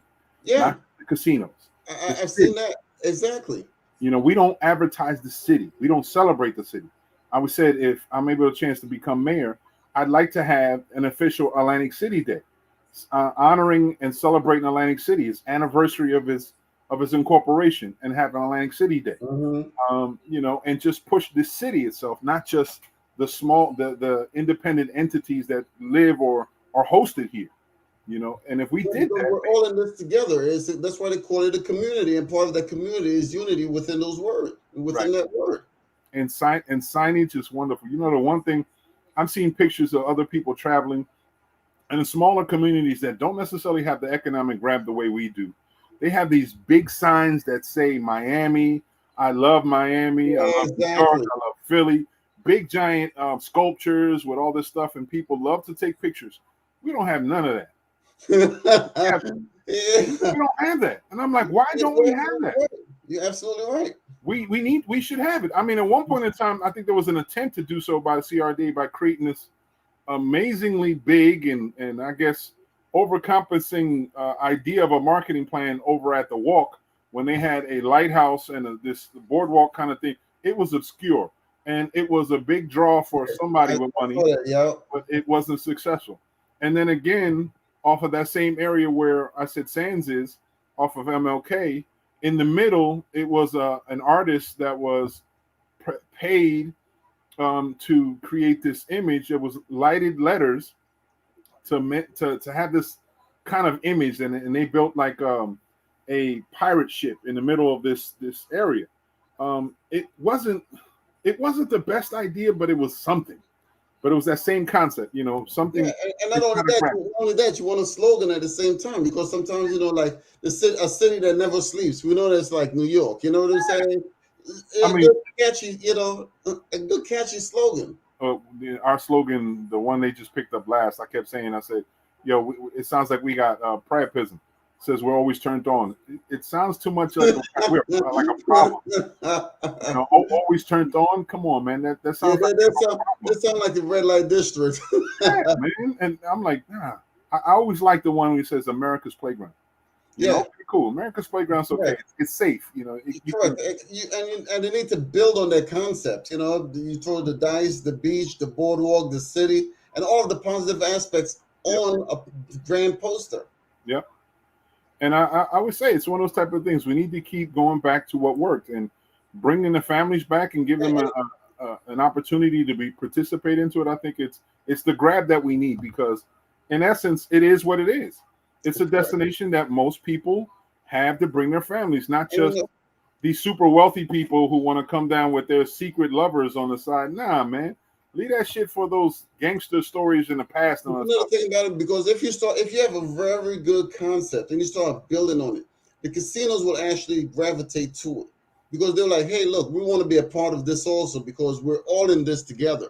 Yep. So, and they will start also putting their money into that part. I know I came part of the casino industry, so Yep. I know they will get involved. But it Yeah. has to be something that's profitable for all parties involved. Yeah. And you know what? Marketing is one of those type of things. It really requires just a little bit of common sense when it comes to marketing. What it is that we have here to offer America has to be all inclusive, not just what you think you want to keep marketing. And that's the issue that some of these property owners, these casino developers, don't understand that. They're only trying to tap on and market to the people who are addicted or looking to be reckless, you know, or like, you know, leave Vegas in Vegas type stuff. They're telling people come and sin at Sin City. And that's the big premise Yeah, of yeah. Atlantic Because City. then it does not make it a family destination because you don't want to bring your kids where you're sitting. But they stopped, you know what? They stopped promoting that. And what happened in Vegas, and people paying attention, there were amusement rides getting placed in different places. A lot of venues were all built off the casino floor. A lot of restaurants were pushed. A lot of theme Mhm. restaurants, theme buildings, arts factors, all these things that had nothing to do with gaming that would not fall into the sin concept were developed. And they saw more of an increase in their revenue. Same thing Atlantic City was. When people were focusing on gaming so much and it started to die down, they thought Atlantic City was done and over with. Hell no. The strongest point was our restaurants and the other things that we were offering, the boardwalk and some of the venues there were. That's our strongest points. Gaming is a side piece. It shouldn't be the primary thing. Give them a chance to come in here unwind. They don't want to unwind to be broke. They want to be unwind to enjoy themselves. So if we keep promoting what we have, restaurants, the events, the venue, the overall atmosphere, and then keep promoting good atmosphere by providing a good atmosphere, you can bring and have more people come in. Yeah, because even as you mentioned, with Beta Field, because look at that's the Back Bay area there. I mean, that's ideal for a lot of structures that wants to use water or through the filterization of water and building a huge structure over there. Yep. I mean, it used to be a freaking airport. Yeah, and that airport concept still could exist for the people who can come in who have their own planes. It could still exist, and it's actually not a bad opportunity for us to look into for emergency situations. You can keep a helicopter there for any time. Areas for the back area to have small engine planes to come in if they need to, and still develop the other areas for the uses that we need. So it's not. We could still tap into it, which could tap into federal transportation money that can give us an opportunity for this proposal that I had given a couple of years ago to have a bridge created from Bader Field over to the expressway for everyone to come on, to have an additional exit route for people who need to evacuate and or come in and out of town. Because when we have evacuation issues, Ventnor has to. They're placed in a situation where they use the exit route, Route 40. Yeah, the Black Horse Pike. The Black Horse Pike. They get the rights to use that before the Lang City residents do. Just like Route 30, they stop Lang City residents using Route 30 to exit the island to give Brigantine a chance for them to come out. So to give another avenue for exit or entrance as an egress or a regular use road makes sense, and to build on it. So it makes more sense. So federal transit money, we're going to talk to our congressman to see what we can do to find some federal transit there's money. A lot of money being placed on the table right about now for those type of infrastructures, and hopefully Atlantic City will be able to utilize a lot of that to fix the roads, the bridges, and the whole damn 9 yards. And don't miss the freaking deadline submitting the paperwork either. Exactly. Upgrade. And that's the thing. We're looking at the wrong things. I've been saying this for a long time. We're not looking at the devils in the details. If Lautenberg at one time can funnel to get as much money to build this overpass just to get into Down Beach, which is Longport and Ocean City, which are not financial draws and not encompassing millions of people like Atlantic City is, and they can get this amazing strip of land and bridge and this cross bridge area, really advanced, well lit in the whole nine. If they can get that, why the hell can't we? I know. Our roads on Route 30 and Route 40 still suffer from water. Anytime we have high tide and we have water issues, there's a breach in the water and we can't use the roads. Why are we still having problems like that? Yeah, because look at what is it, Ocean City down there? You head down. Yeah. Beautiful bridge. You can watch the sun set. Yeah. Beautiful. Yeah. So I'd love to get the audience with the right people so we can get new bridges, well lit bridges, and roadways that make sense. Have a higher roadway on Route 30, Route 40 to build a new modern roadway that keeps us for emergency purposes. Make sure that the other road still maintains for emergency purposes because things happen, and or egress or emergency situations where people have to get off the road. But at the same point, they have it available so people can go back and forth, traverse back and forth, and safe. And if the weather comes up and the water rises, it doesn't impede from people being able to travel. Well, something very important, because the walk, a lot of those people crossing the street and the walk. I know a lot of people who've probably gotten hit by cars crossing the street and walk over there. You need an overpass for those people to walk over there. Because remember, cars and humans just don't coexist, side by side very good. Exactly. Medium. So instead of leaving it out there to look like a large highway, create a thoroughfare so people can traverse back and forth if they need to for emergency situations. That's why I said to build an overpass. So if there's a need to travel underneath it, you can, for people like crabbing or there's an emergency with their vehicles, you know what I mean, have an accident, whatever situation. Referring to the bridge. Right. They can traverse back and forth under the bridge. So there's an opportunity for that. But I'm talking about the walkway at the walk, because you have a lot of people going from McDonald's, going across the street, running against the Oh, cars and the buses and all this kind of stuff. Okay, you have all of the shopping, expect a lot of people, but it's not safe crossing those streets. yeah. Because these people dart off in front of traffic like crazy. This one girl did that to me just a few days ago. She just flew across the street.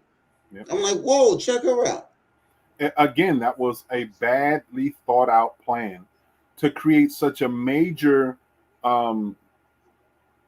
walkway. Shopping district. That's what it is. It's a shopping district. It's a shopping district that's pedestrian centered at the foot of a highway, coming off of a bridge, overpass where you can't see until you're already, if you're coming off that bridge at 40 miles an hour, 50 miles an hour, when you're hitting that turn where you actually see whether people are there at the light, you're moving so fast that it can potentially land you into an accident right there. Badly lit, no signs, and everything's right there smack dab. And there's so much emphasis about shopping. So yeah, an overpass needed, a pedestrian bridge needed, light needed, signage needed. Yeah. Move that whole overpass. That's a perfect place to say welcome to Atlantic City on the overpass right there. The people are coming in, people crossing the bridge over the area safely. And when you come into Atlantic City, the first thing you see, beautiful, nice lights, on the crosswalk saying welcome to Atlantic City. What is so difficult about that? That's advertising within itself. Yep. Slow people much sooner so that it wouldn't be so quickly coming over to the bridge. Slow them down a little bit sooner. Yeah. So when they get on the bridge, they're not flying. And their ability of slowing down gives them an opportunity to visually see what's going on. They'll see the sign, because you see this big ass sign where the convention center is, and no one can read because they're flying past the sign, or that bright ass sign that's blinding at the garage that nobody can look through because it's blinding. And by the time you get to it, you're already flying past it because the speed wise and the way where it's located. Terribly put. Because there's people crossing the street. Imagine being in a wheelchair by yourself and you have to cross that. You know what I'm saying? And the light just changed, and then you have to try to dart over there. It's ridiculous. Try to make it totally, pedestrian safe going over these streets. Yep. And to think there was never really a walkway created from the convention center, which is the train, over to the walk. So there's never really a walkway. So they have to really traverse going from behind there into the walk area, into something that was created because people were walking, not really situated and protected the walk. So why wasn't there an overpass created? I have no idea, because the first thing you would think of somebody getting hit, a family member, friend, or whatever the case may be, crossing the street, person lose, control of their vehicle, the brakes are bad or whatever the case may be, and hits the pedestrian. Yep. And I know it has happened. And that whole area, it's like no one ever thought of speed, no one ever thought about weather. Situation comes about people coming in town in the wintertime. They're not looking at black ice all of a sudden, accident. Exactly. Same thing happened over in Route 30. Route 30, you have roads that aren't well lit, and you have accidents continuously at the impasse between Huron Avenue and the boulevard. You have so many accidents going because it's not well lit and you can't see what's coming on, and everyone's racing to beat the light to come into the town. And a lot of it has to do because these are the people that work in the industry who live offshore. They're racing to come in town. They're racing to do this, and they're disrespecting the communities they come in because they're racing through those communities. So there's potential for accidents in there, as well as vehicular issues and running people over coming into those towns. So, that area, that same kind of atmosphere is suffered in Chelsea Heights off of White Horse Pike. People coming out that side and racing there. I remember I got hit by an Atlantic City employee from a car. She was racing to get to the light. I just wanted to cross the street to get onto the other street. And it was the time frame for where she took from coming from where she was, where she hit me. She couldn't stop in time and she hit me. And because the way McDonald's exits people out onto the same strip, I was on my way to get up on the street and someone from McDonald's blocked me as I was coming in. So it created an issue. So boom, I got hit. So it wasn't well designed. That whole area of people coming in and out of town, these strips on the pikes that are left to be straight up drag strips, they're not well lit. They're not high enough to protect traffic coming in and out. and then they're just single lane roads with so much traffic coming in. How effective are we with single lane roads? We can't. It's really hard. Well, I mean, it's double on one side and single on the other, but the type of traffic that we have here, especially during the peak time, it makes it incredibly difficult, man. And one thing I've noticed, I've traveled through other communities, and you tend to see the stop signs all have lights on it. The stop signs have, like red stop sign, they have red lights around it and they keep on flickering at night during the daytime. Mm-hmm. So to stop when you come to a certain area. Mm-hmm. It's just not the regular signs. I mean, a lot of things need to be updated. Yeah. Again, that's signage. I always said, why couldn't we have modern day signage? There's some that are LED lit from the inside. Some of them are backlit from lights on the inside. There's no reason why all of our signs from the street signs, because some of these streets don't have signs. Why don't you? Exactly. And if they have a sign, make it lit so people can see the damn thing. Exactly. Making sure you have a street sign that functions, you have street lights that function, and making sure they're visible from every angle. Yes. We have certain streets here sometimes and it was up the street from the mayor's house, and I still think to this day is 2 lights across the street from a school that blinks continuously. It's like a night strobe light, and it's from months on end. You don't know where you're at. And it's always the electric company blaming the city and the city blaming the electric company. But this is the blinking light factor that you got to keep driving through. It doesn't make any damn sense. Doesn't make sense. But it's the same stuff. There's so many ideas that we all basically share on how to make Atlantic City better. A lot more welcoming, lighting, signage, definitely. Cleaning it up, definitely. Yeah. New advantages, definitely. Exploring more emphasis on our real resources, like making this beach something that people want to go to, definitely. Cleaning up our boardwalk, giving them opportunities to have more and different exciting options or offerings off the boardwalk, definitely. Having more venues so people can go to for music, definitely. Comedy, definitely. Drama, definitely. All those things. Restaurants, opportunities everywhere. Not just the boardwalk. Engage Atlantic Avenue. Engage Pacific Avenue differently. I always said I have an idea that I thought it could be an advantage. It could be risky also, to make a certain part of Pacific Avenue pedestrian only. To cross it out so you can't travel it. To make it pedestrian only within the area where there's casinos that are thriving or heavy, and then implore them to have more activity on the street side. Correct. So you'll have pedestrian walking back and forth. You can have restaurants back and forth. You can have festivals on the street side. Mm-hmm. And have that way, and you can say it's pedestrian only within this time frame. After this time, it's the cars can go back and forth, can travel forth, traffic that way. You can move the traffic pattern on Atlantic Avenue so Atlantic can get some of the runover of the businesses that have been avoided to being gotten there. People crossing, they've never seen Atlantic Avenue because they're only worried about the casinos. They're going down Atlantic Avenue. If we have a nice store or have beautified some of these stores, they'd be like, okay, maybe I want to go there. Let me go check it out. Let me park real quick so I can check out that store. They'll have a chance to do so. So it's a win-win by giving this whole opportunity. Because I remember in Wildwood, one of the main thoroughfares is pedestrian only. And there's so much activity going back and forth. In Philadelphia, Market Street, there's an area where it becomes pedestrian only.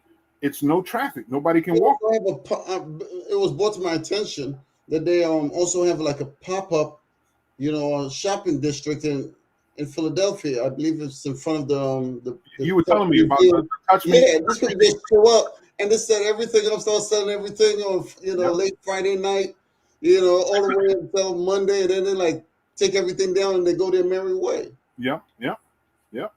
So these are things that you can really implement, and it can give a brand new spark to opportunity. Yeah, a lot of places been investing a lot of money in it, in their cities, to tell you the truth, because New York, as a matter of fact, built a whole new park for the people to walk through. Yeah, they added exactly. They added some plants and the whole 9 yards. Man, it's beautiful. Very creative. Very creative. I remember when it first opened up, I was trying to figure out what they're talking about. When I looked at it, it was an independent developer that bought a piece of property, and it's somewhat on the ocean or the and extended it out. Right. It's a pier Yeah, that they they made it into redeveloped. a pier, but made it into a park. Yeah. So I'm like, it's the same concept that can be have here. We've had piers here in Lang City. We had one time up to, what was it, 9 different piers for different reasons. We had piers. We even had residential living on piers.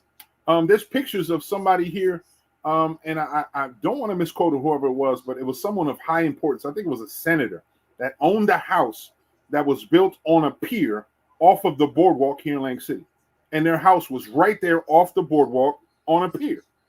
So we've had everything on it. Why not re-engage in the concept of piers? Yeah. You can expand. Amusement would be wonderful. You know, everybody talk about having the comeback of the infamous Brigantine Castle. Okay, fine. That'll be an avenue of options that people can look into.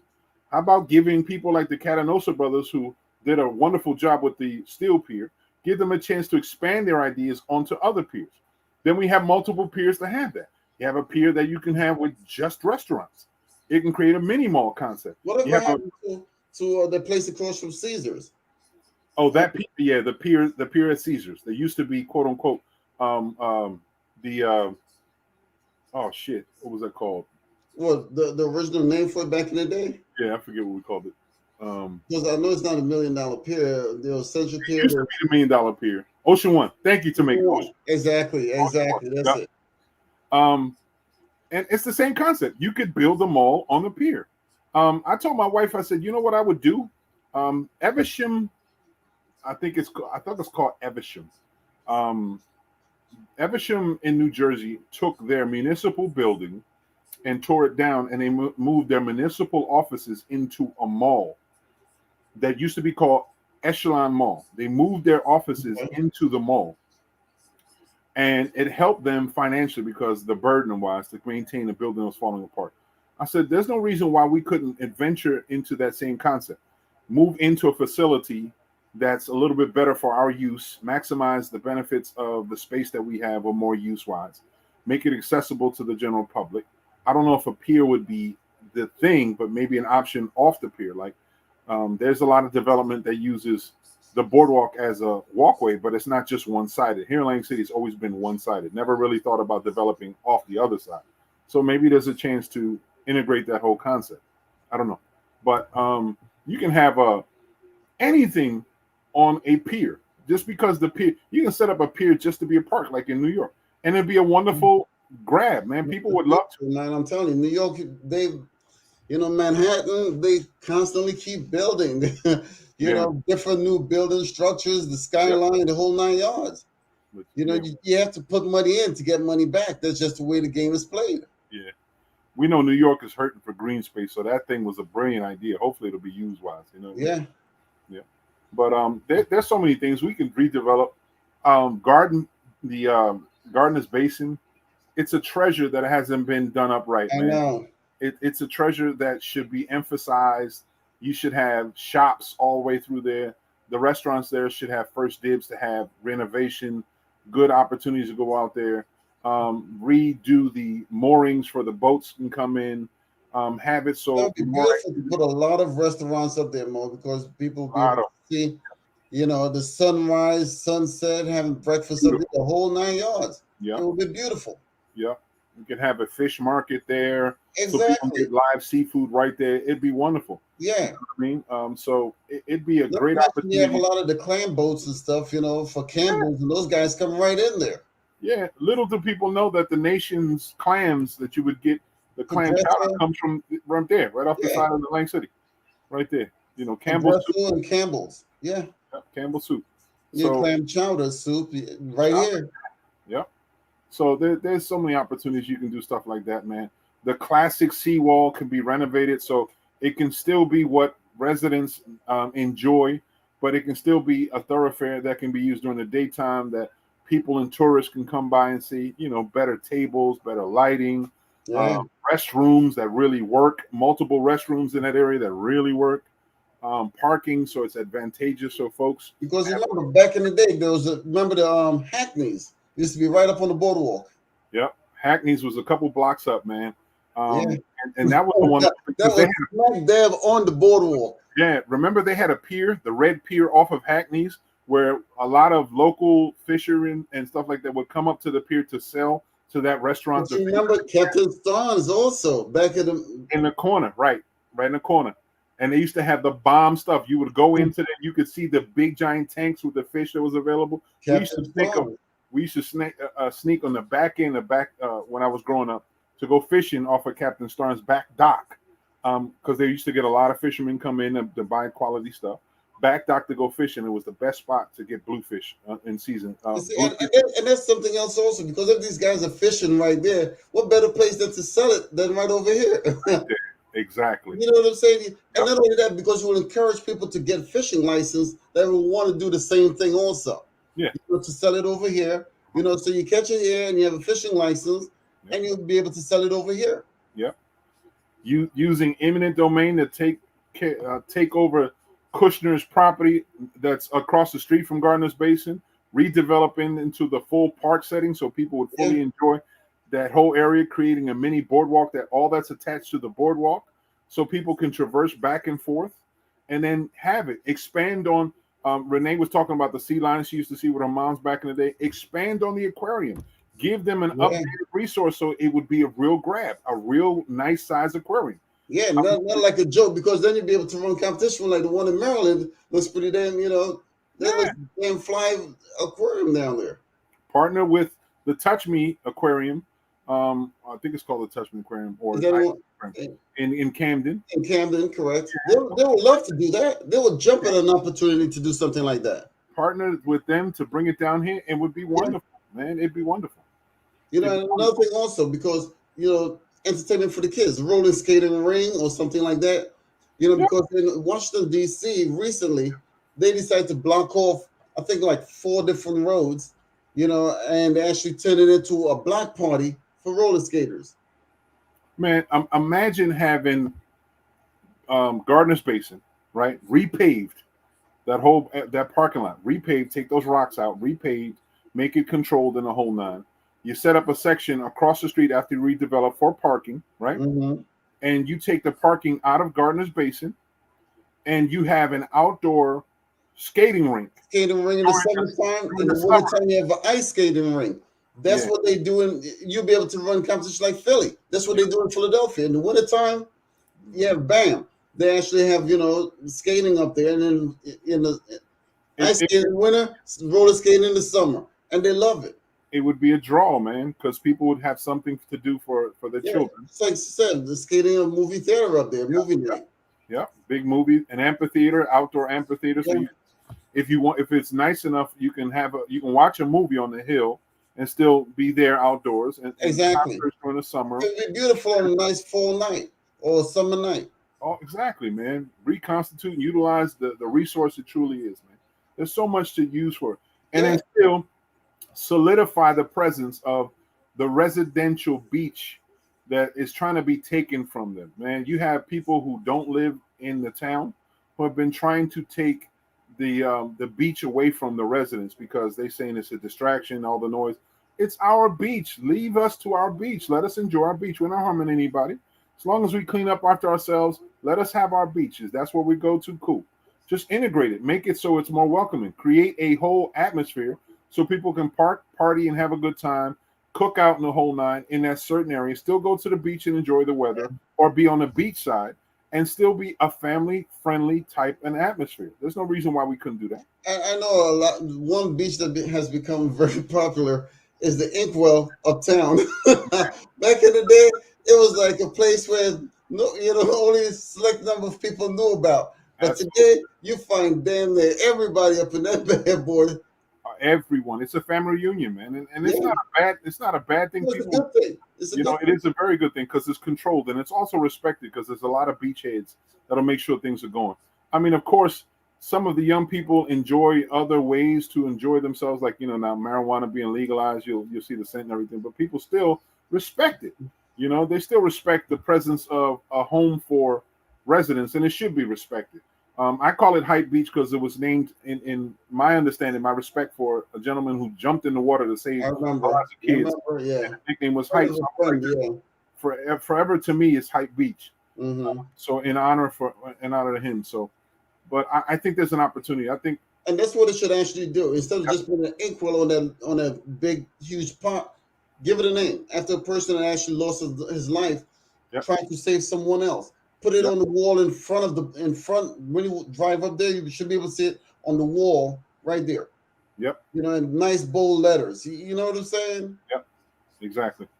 So it's just one of the treasures that I know is being constantly bombarded with attacks, and it shouldn't be attacked, you know? So maybe that's an idea. What I'll do is I'll take my camera and go to those different sites, because people may not be fully aware of these gems from afar, or they can't remember, or they've been gone so long they don't recall what they look like. Right. And I'll go visit those areas, and I'll give them the finer points of some of the things that could be done, should be done, and then celebrate the things and how we do it. You know, so people Well, can it's come. like Biden says, it's time to build back better. And that's just when I look at Atlantic City, it's time to build back better.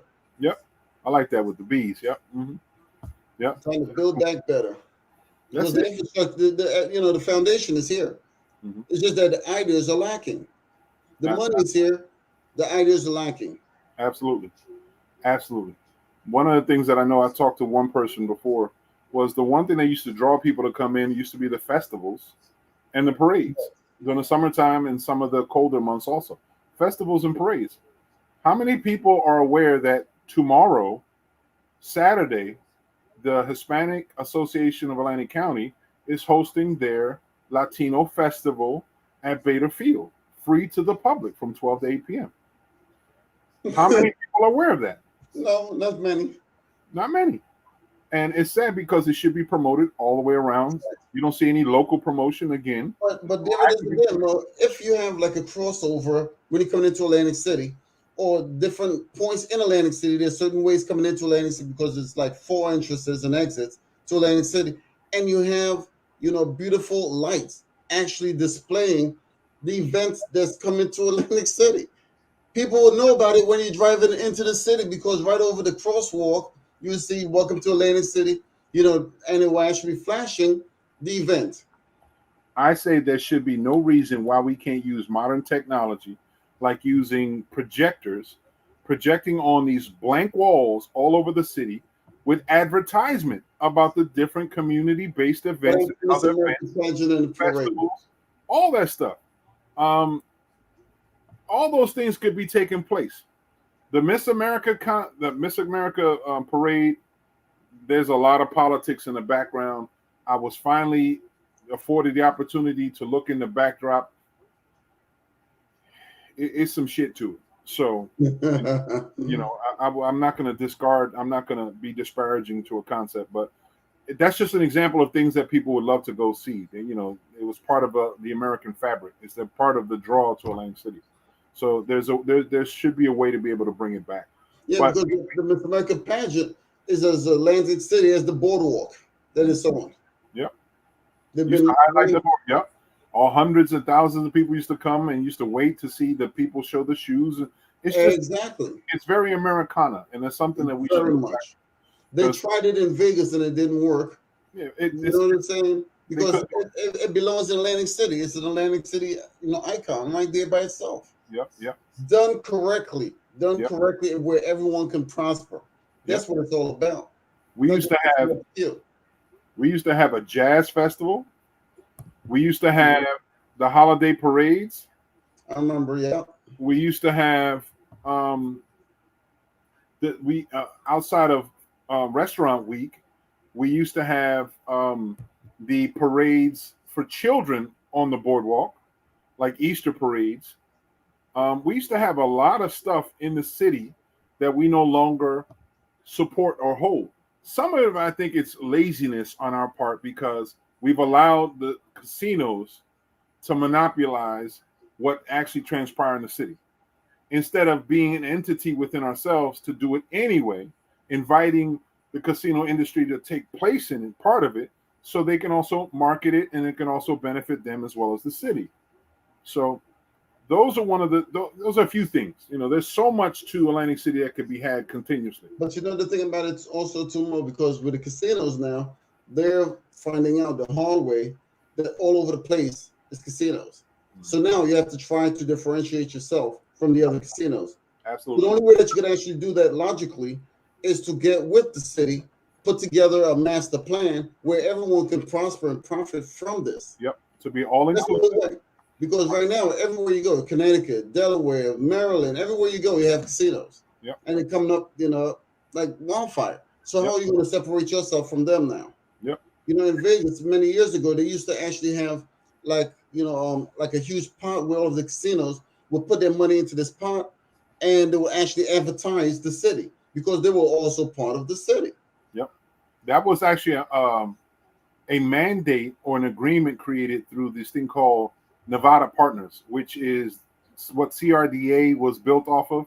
The Nevada Partners do a better job because they have more substantial equity to support the city, to benefit the city itself. That's why it's promoted consistently as Las Vegas a destination, not just the entities in Las Vegas. That's why they've done it more. It's more of a win-win.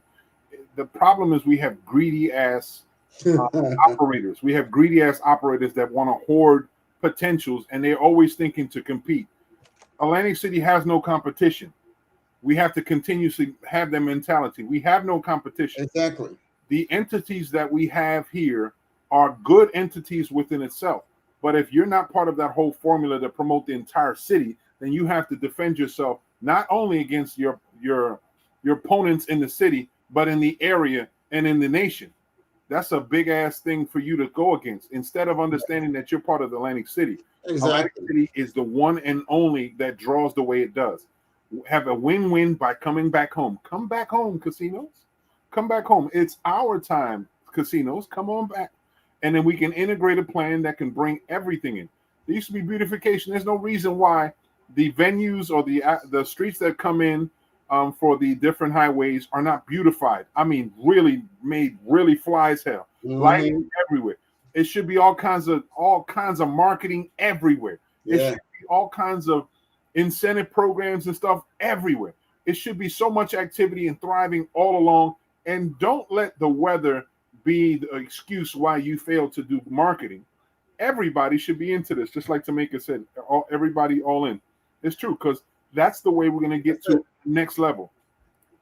Promote what's essentially what we are, a destination that people can come and relax and enjoy themselves. Yeah, because you know what? Look what the federal government is working on right now. If you drive by Pomona, you'll see a lot of trucks out there because they're actually extending the runway. They plan on this, and that's federal money right there for the runway. So that means you're going to have more airlines flying into Pomona International Airport, which should have been no doubt about that. From all around. But then you should have service also leading you to straight into Atlantic City also. Where the infrastructure and everything is there. You have the planes, boats, planes, trains, automobiles. Everything is already there. Yep. It's just a matter of putting a plan together and bringing everything, under one roof. Yep. Even the discussion of having these boats come in from other towns, or people who like going on cruises, and every cruise ships park on the ocean side and having small boats to come in. It's water taxis. Right. That opportunity is still available, and it still can be viable. There's even a discussion about having a north to south transit line with boats having taxis from New York City down to here. All that's viable. We are in a situation where we can do all that stuff, reinventing ourselves as far as the city, if people were really looking for that opportunity. The problem is greedy ass operators don't want people to jump on an opportunity that they can't manipulate, that they can't control. So it's one of those type of things. If we push it in an all-in type of format, we got more to win than people want to give a chance. Of course. Yeah, you're looking at an island with 9 freaking casinos. How the hell could you actually fail? You telling me? Yep. You have everything there. You have the airports. You have the bus terminal. You have everything. Hospitals. Everything on this freaking island. Yep. And the way things are going, like I said, some people aren't aware of some factors, like the Brigantine Bridge. In essence, that Brigantine Bridge lands on both sides of Atlantic City property. Part of Brigantine going in is part of Atlantic City. It's territorially Atlantic City. It could be utilized in this whole water taxi concept. If you have a big ship not too far away, water taxi can come in. We have land bridges, buses, and charter destinations. The Jitney Association come in and take people back and forth from that area. That can be an ocean-based avenue so people can come in. It gives people who live in Brigantine an avenue to be able to traverse back and forth if that taxi went to New York as well. So it gives them an opportunity to do that. It creates more of a use for the transit. Atlantic City Airport used to be an Atlantic City property. In Pomona, it used to be owned by Atlantic City. That whole area was provided to the state to help do stuff that they never did anything. There should be a return clause that because you didn't do what you needed to do, it should come back in the premise of the property of Atlantic City. We can do a lot better to create that international airflow. The problem is greedy ass operators don't want to. Right now, it seems like the people that's manning that place is Egg Harbor Township. Yep. And then if you have fortified a train, a rail-based system to move people from the airport to Atlantic City, you'll have more opportunities of people coming in back and forth like they do in Disney. If you attach that to a rail system that goes to Philadelphia, not Lawnside and having to go across the street and go onto the other one, directly to Philadelphia, you'll have more people come in. If you reopen the north-south railway that used to be on the water side, because the rails are still there, and create modern rail systems from New York to go all the way down, you have more people here. We would be a unstoppable phenomenon on this East Coast because people would want to come here. Of course, like I mentioned, there's every possible infrastructure. It's already there. Yep. It's just the idea is that they don't have. They can't say it's money because, like I said, the casinos and the amount of money in Jersey, even the state of New Jersey actually considered themselves. Murphy was bragging about it that there's a surplus of cash that the state of New Jersey has. They have a surplus. Every other place is saying we have a deficit. New Jersey, like, not us. We have a surplus of nothing but cash. And you know what? For people who are watching, that right there gives you some perspective. When Christie was in office, they were taking all the tax money and creating this hoarding process so they can develop things. As the change of power changed in, now became a surplus that they can tap on. That's the reason why your taxes are going down, because of all the funds that are being surplused into your communities, municipalities. It's not your elected municipal officers doing it. They're doing what they can with the monies they have. The state is providing more additional funds that is dropping your property taxes. The only community in Atlantic County whose taxes have not dropped, has actually went up, is Pleasantville. Everyone else has dropped. And there's famous gloating, and there's always this chest out. It's because I did this that our taxes dropped down. You didn't do a damn thing. The state has been funneling money into your municipality, and I'm saying this in Atlantic City. The state has been funneling consistent funds into municipality, and it should be going more into property tax relief, and it isn't, because it's being spent for all stupid shit to make sure people who have been donating to larger campaigns up north get someplace that they can surplus or slush money through. It's foul. But let me get back to the story. let me get back to that. If we created the rail system to bring people in there, fortify our mobile system like buses, have more consistent bus riding, it'd be more activity in the greater South Jersey area here. That right there would trickle onto opportunities, places like Pleasantville, who have a lot of land that's not being developed. You can have in your own Six Flags here in Pleasantville with the amount of land that it has. It has access of the parkway, access of the expressway. All those things can be developed right there. Yeah, that's the go-through to Atlantic City. You have to pass through Pleasantville. Is the gateway. That's what it said. Pleasantville is the gateway to Atlantic City. So that develops, opens up jobs and opportunities, a lot of property tax relief for those people that live in that community. It's a walkthrough because it helps for Atlantic City to offer more options for whoever comes to Atlantic City. It's a win-win grab for everyone. They're not looking at this opportunity. People are not looking at for the grander scope for us at the shore to really celebrate the shore.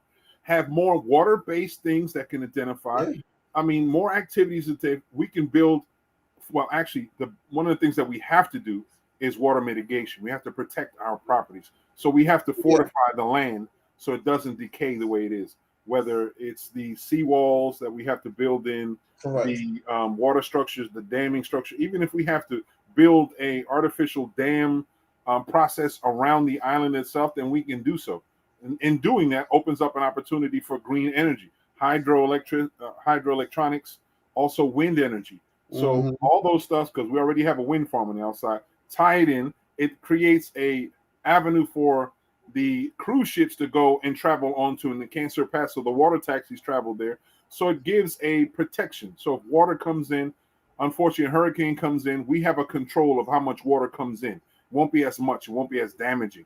It would be better for the wildlife if we did that. So the ecosystem would be better. It's better control. More people would come to the beach because the beach would actually thrive. The beaches would actually grow in size. The water quality would thrive because we're able to enable a filtration system to help our water system. There's so much growth potential. Oh yeah, substantially. I get excited about all these ideas because we've been holding in ideas and nothing's transpired.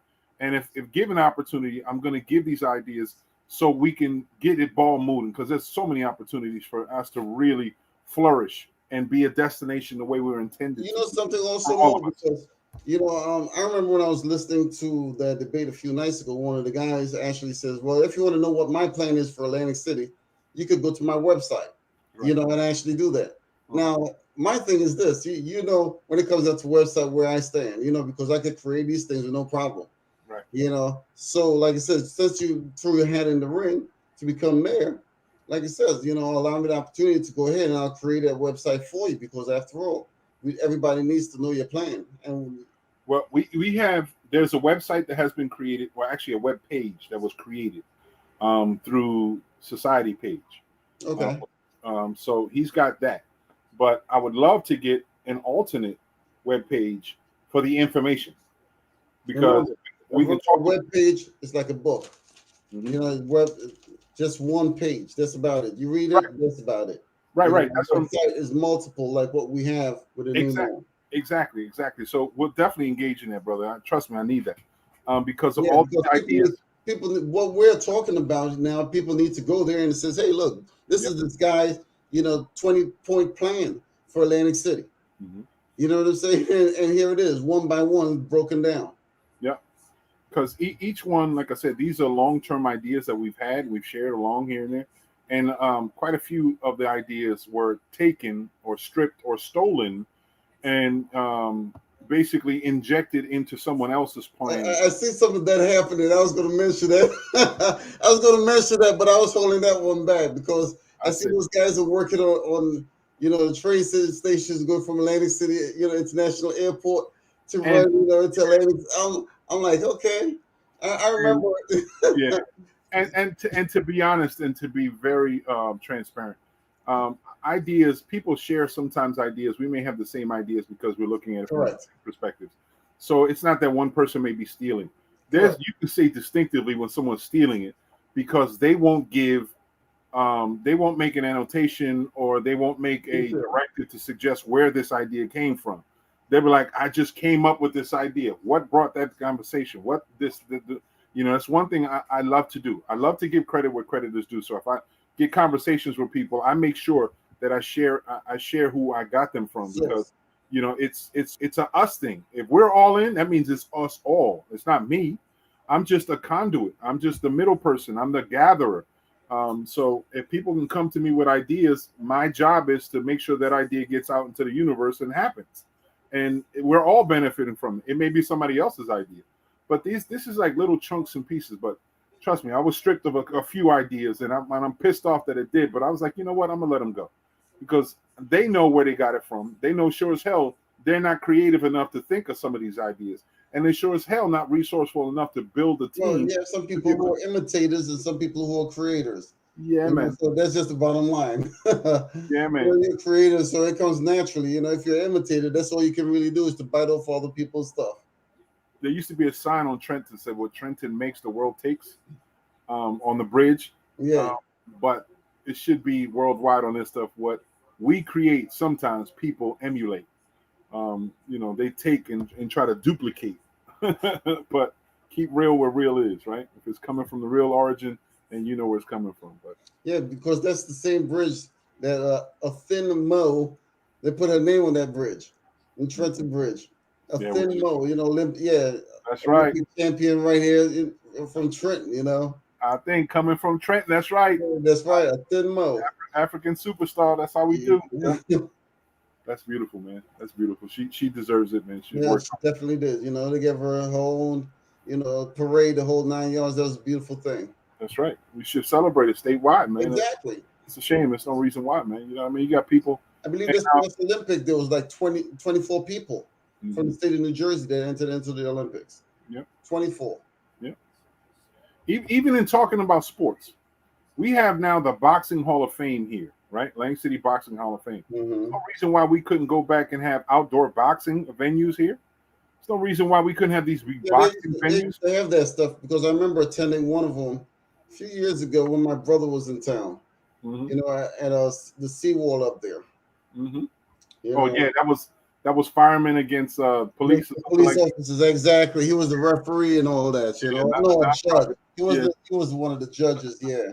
Yeah, hoses against I forget what it was. Guns and hoses, something like that. Exactly. But it's a friendly competition, and it keeps and the casinos used to do the same thing because they used to have softball teams. They used to have softball league and the Olympics competing against each other. They should still do healthy competition. Very healthy competition. The casinos used to be the primary sponsors to some little league teams. You used to see the names on it. Why are they not doing it still? There's no reason why they couldn't sponsor it. Bring back the Casino Olympics. That was a great venue. I remember that also. I remember that. Yeah, it was a lot of fun doing the most. Not only that, the casinos also had picnics for the employees. We had employee days at a picnic, and you will go to like Lake Lenape or one of these places, or Maurice Pier, and I enjoyed them so much. There's no reason why we couldn't bring them back. They were all family oriented, and a lot of those kids who were kids then are now adults, and the whole thing is gone. They will never know what it was like. The other thing that came about all that stuff when they had the casino night parties, when all the casinos would come together, the employees would come together and hold that big ass party in the holiday, and they would have a holiday party for all the casinos to come in, and all the people that worked there came, and they had a really good time. You didn't see no beef, no nonsense, nothing, because everybody worked together and had a good time. Yep, the thing about it is because you have tables with a whole lot of chefs and stuff, and they're all for the casinos, and you could just go down. It was beautiful, man. I'm telling you, it was, and that's what it was. That's what it's supposed to be like. Yep. And it still can be, but we just need to push our focus onto some of those things because that, in essence, are probably the best examples of team building events, team building initiatives. When you give opportunities for people to to decompress, because that's a lot of the times what the casino industry does. You have compounded pressure, tension, and all that stuff, and you don't really get a chance to decompress. When you come home, you got your own issues there. You don't get a chance to. So you need opportunities to decompress. So that's an essential thing. So if there's more opportunities for people to decompress, you'll have better quality mental health-wise, physical health, and people can go into work and give you the best them. But if you're stripping them of that chance, then you're playing games now. You're playing the game of chance. A lot of the guests that come, tend to go to the casino follow a lot of the employees. Yeah. They follow a lot of the employees, whether the employees know that or not, because some of these people are on Facebook with some of the other people who frequent the casinos. Yep. Because I've made some wonderful friends in the casinos who are now on Facebook with me. Right. You see what I'm saying? And right. and that's just the way it is. So right. they bring, each one, reach one, you bring more people in, and that's what you got to do. Yep. It's the best sense of marketing that someone doesn't have to pay for. If you treat your employees well, they'll treat the customers well, and those customers will keep coming back. Exactly. They're called internal customers. There was a whole concept in the late 90s about internal customers, and that was the business ethos hot topic for a while. How to better treat your internal customers to get the best outcome from your external. Because I've had guests, play at Trump Plaza many years ago, and they will gamble at Caesars during the daytime.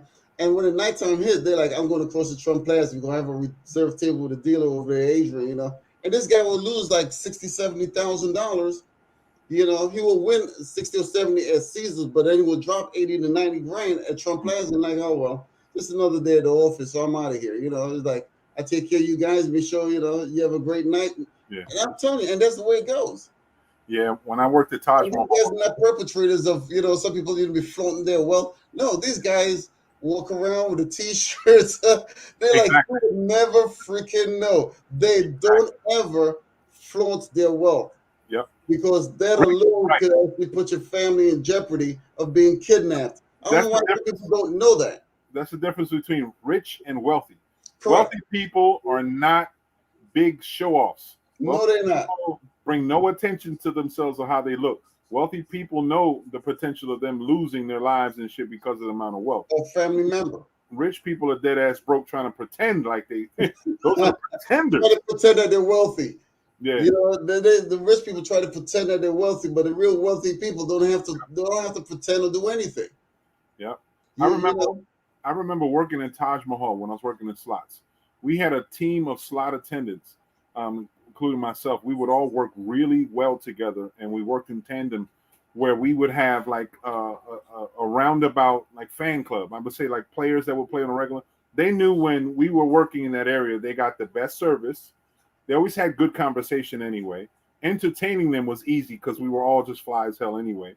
And then they would feel comfortable because if they win, they're guaranteed they're going to be safe and everything. We always make sure everything was prepared. So it was about giving a tip-top amount of service to the people, and they return appreciation. I remember having to reschedule my schedule because we were requested in certain areas as a group, and we had to make it happen as a group. So it was really fly how things were, but you're exactly true. Sometimes the customers will follow the employees more than they would. Exactly. But a lot of these employees never got that concept, and that's the reason why they never got that freaking concept. They follow the employees, and that's what makes a business successful. Because I know when I had my store in Pleasantville, I had family member upon family member that I never even knew that was related, and they would come inside and says, "Yeah, my cousin." So who's your cousin? Oh, that's my man right there. You know what I'm saying? Right. So that's how you build a business. Yeah, absolutely. But I guess going back to this stuff, Atlantic City has so much potential.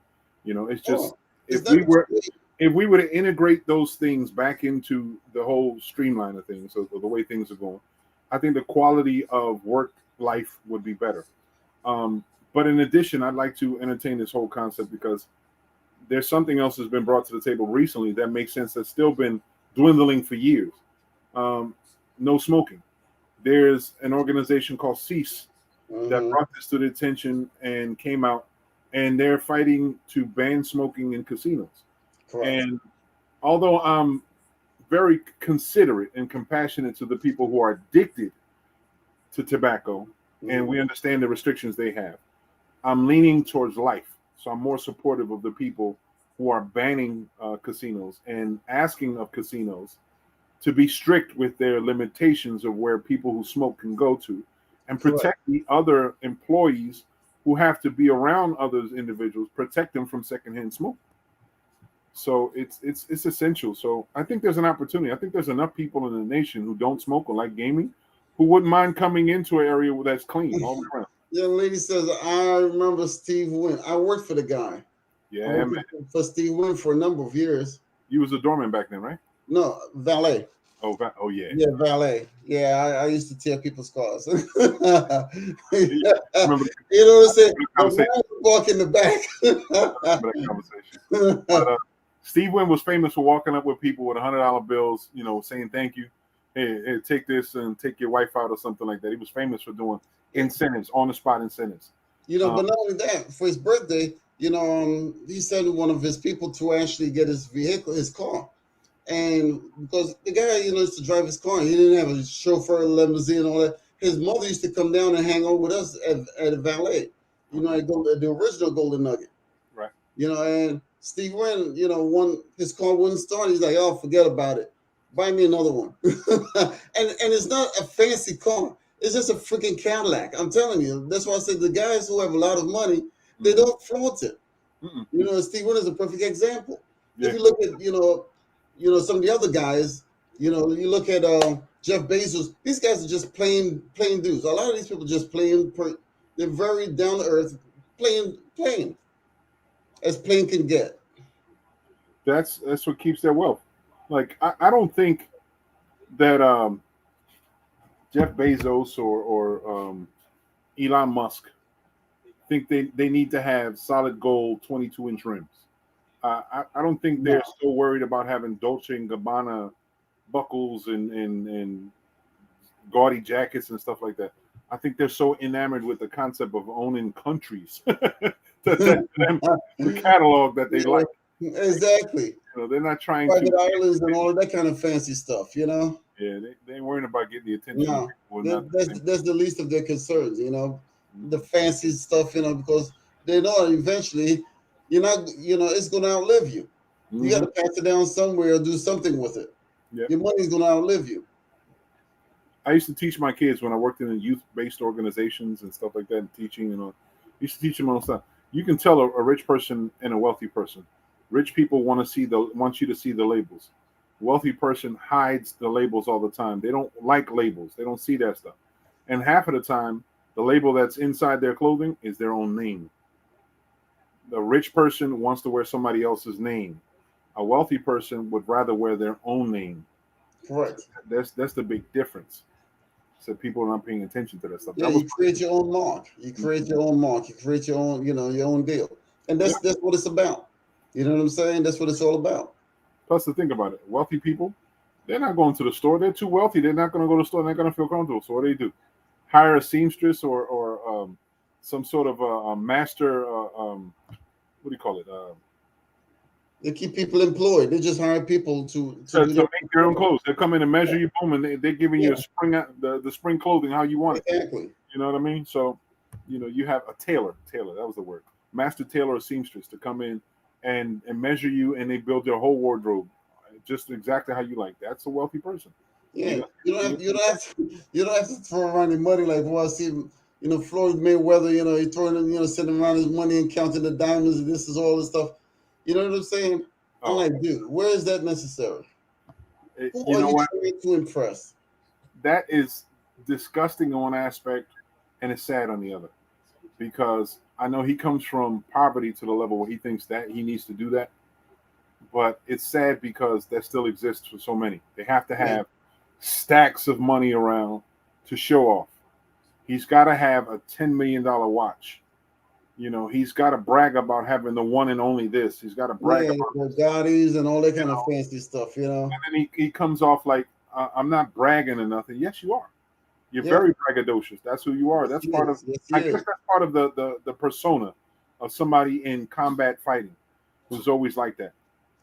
To me, that shit. But look at it. Mike Tyson was never like that. When Mike had a lot of money, no one could freaking the world champion. He never showed all that kind of stuff off. Come on. Never needed it. Never needed it. Look at another one, Muhammad Ali. Muhammad Ali did a lot of talk. There's no doubt about it, but he never flaunted his wealth. Yep. This is the age of braggadocio to another level, man. This is the age, because I've never seen really in boxing. I think the only person that may have shown off a little bit back then was from Philadelphia, my man. What was his name? Well, Hopkins. No, before B-Hop. Back in the day of Ali. He's from Philadelphia. He was known to come out with these big pimp hats and these leather big coats and stuff like that. That was the most gaudiest you can see. I can't remember his name. God rest his soul. But he was the only gaudy person in boxing at that time, and that was gaudy, But it wasn't really. It was demonstrative to what it was to the people, in the early 70s. And that's what it was, and that's how gear was. But this shit today, oh my God, him and what's the young boy that the other boxer who's from Cleveland, really disrespectful and didn't meet his potential, but he was an Olympic boxer and got gold medals. Anyway, but that's the sign of, I guess, boxing of today is, I guess, equivalent to wrestling of the 80s. Yeah, Macho Man Savage. Name sound familiar? Yeah, hell yeah. Oh yeah, brother. Oh yeah. That was Ric But Flair. Ric Flair, the Nature Boy, he was braggadocious like crazy. I'm flying her on my plane to come and whip your ass. Yep. Yeah, Hulk Hogan. Yep. The braggadocio in the past is what I guess these new boxers think that they have to do, and it's part of the game. I guess it's part of the marketing, because you make yourself to look to be this bad guy, and everybody wants you to get your ass whooped, and that's how you make your money, because more and more people want to buy into it. So, oh yeah, brother, oh yeah, that was my man. I love that energy, man. Yeah, he was something else, man. Mm-hmm. I saw they did a biography on him. I can't remember, but how he passed away in the whole 9 yards. You can see some of those every now and then. The biography of some of these guys that was in the wrestling business. That didn't meet his potential, but he was an Olympic boxer and got gold medals. There was one guy that I knew from high school that went to school with me. His name was Jimmy the Greek. He wrestled with me. Huh? Jimmy you know where he's at right now? Where? He works at a jeweler. He owns a jewelry, a pawn shop jeweler on Pacific Avenue, across from Hard Rock. Yep. The jewelry store right across from the Hard Rock? Yep. That's where he sits outside every once in a while. Jimmy used to come and wrestle me he would train with us in the wrestling, because I was when I was wrestling. And that was at City High School, correct? Right. He would come to the high school and practice with us. He would train with us, and because I was the biggest guy on the team, he would wrestle me, and see what practice. Jimmy's my man. He's good people. Before Jimmy was a man, Jimmy was my man, because he played soccer for Atlantic City High School. He got pictures. Yeah. In his shop. Yeah. He got pictures. I was his captain. I was his captain. These guys were my coach. They were under me. Yep. Jimmy the Greek. When I was the captain my junior and senior year of high school, I was the captain of Atlantic City High School soccer team on my junior year and my senior year. That's even before they had JV, because when the JV was created, when I first, when I started soccer, because it was only varsity. So I played varsity soccer, even though I was like the youngest. And then they came up with the JV team after, years later. Right. But Jimmy the Greek fought against Randy Macho Man Savage back in the day. Yep. He fought against him. I flipped on the TV to watch Saturday Morning Wrestling. I said, holy smoke, freaking Jimmy the Greek. And he was up against Randy Macho Man Savage. Yep. Jimmy's a nice person, man. I'm telling you. He's a very beautiful person. Yeah, he's the one that taught me Malaka Mooney. And some of those Greek words, Yeah, I learned that from my Greek/Puerto Rican brother, Gus the mechanic. Gus, Gus and me, like I said, it's like exactly. Gus is another guy that played for Atlantic City High School soccer before I did. Yeah. He would come on to the show every once in a while, lock in every once in a while. Yeah. I think he's permanently moved to Canada. Yeah.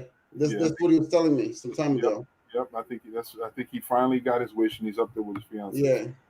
Wherever he is, Gus, we love you, brother. That's my man. I'm telling you. I'll go there and we'll just sit down and talk and talk. You know what I'm saying? And before you know, I said, man, I gotta get the hell out of here, man. Because half of my day's already going.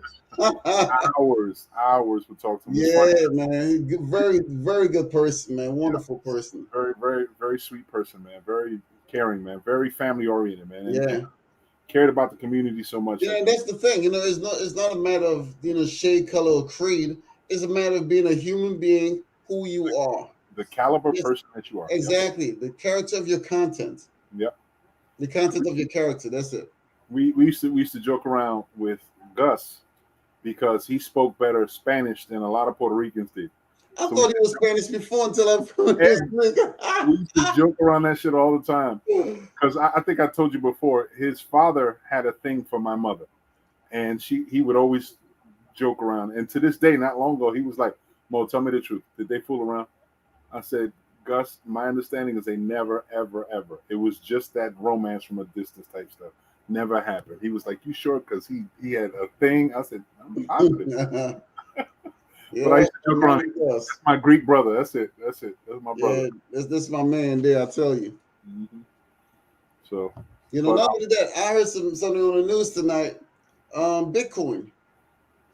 You yeah, know anything about what's those going? You guys? know what? There's a big influx right now about the the market right now, because I know the NFTs was a big hot topic, because Oh, Ethereum seems to be the only source where someone can walk into the concept of NFTs.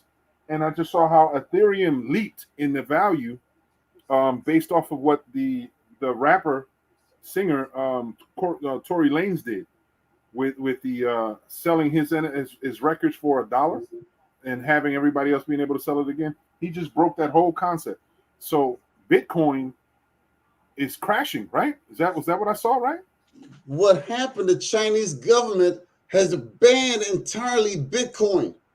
They banned them. They says no. The Chinese government said we're going to come up with our own form of, currency. Wow. They banned them. That was on the news tonight, international news. I says, get the hell out of here. They banned them. Huge market. Yes, it was. It was blooming in China. They just cut it. They said they banned it. Done. Remember we were talking about that before, how China and Japan are famous for using their WeChat. They Yeah. use their own basis of They said that they come up with e-commerce. their own cryptocurrency. That's what Yep. China said today. Wow. They said we banned Bitcoin. What? They're about to get eat up, because the last time somebody threatened the cyber world that they're going to take over something, they reminded them. Isn't that what happened with Reddit? Something came on Reddit and they made Toys R Us this amazing new kind of stuff. They're about to do something to China. They're about to whoever it is in the web is about to shut China down for some reminder. Well, like I said, they just put a serious fork in that bad boy. You know what I'm saying? Ooh, They stuck a fork in it, and they said we ban, Bitcoin. No more Bitcoin. This says we're going to create our own cryptocurrency from this point moving forward to be used in our country. So that's huge. mm-hmm. That's huge. It's a major impact. So it's gonna Yeah. devalue. It's gonna undervalue Bitcoin in the beginning until we see another face of it, because it's gonna come back around. You can't stop cryptocurrency the way the momentum has been building. Now, if they make their own cryptocurrency, that means they're gonna have to open up to the market to share the same market that Bitcoin. So I don't know how they're gonna drop it. How are they gonna stop it? I don't know how. What, the Chinese government? Yeah, I don't know how they're gonna be able to stop Remember, it. China's got a lot of hackers, so they'll be able to. You know what I'm saying? But They'll be them able to same handle hackers, it. that's what I'm saying. Remember, the Chinese were hacking America's, NASA and some of these other government agencies. So But they don't know how to stop it with their hackers. those are part of the government hackers. But what Yeah. about the ones that are rebellious ones that are not part of the government, anti-government? That's what I said. They stepping into some shit, because them trying to control it is going to anger the people who they can control. But the cryptocurrency is, fluctuated in the on the dark web like crazy. Mm-hmm. You know this because look at a lot of these, police stations and government entities that were being held hostage, and they wanted cryptocurrency. Mm-hmm. They said, no, we want, like the oil, like what recently happened not long ago. They're like, oh yeah, we want the oil, but you're not going to get back anything from us unless, you give us, $5 million in cryptocurrency. Right. And that's what they were using. The ransom. Yep. As a ransom, exactly. Mm-hmm. So now China's like, no, we're not going to go along with this nonsense anymore. They banned the whole damn thing. That's obscene. I'm really interested in seeing how this is going to develop. Oh yeah, I checked it out. I says, wait until Mo hear this one. God, that's something when you have a nation so huge. Yeah. Wow, that's a lot of money. That's yes, actually it's put a lot of people behind. Yeah, it's a huge hit to that.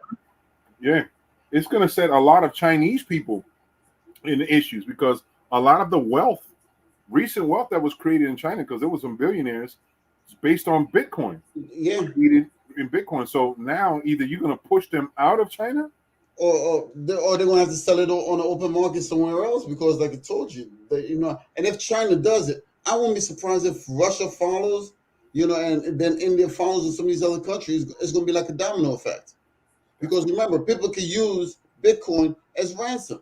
That's what they were doing, as internet currency.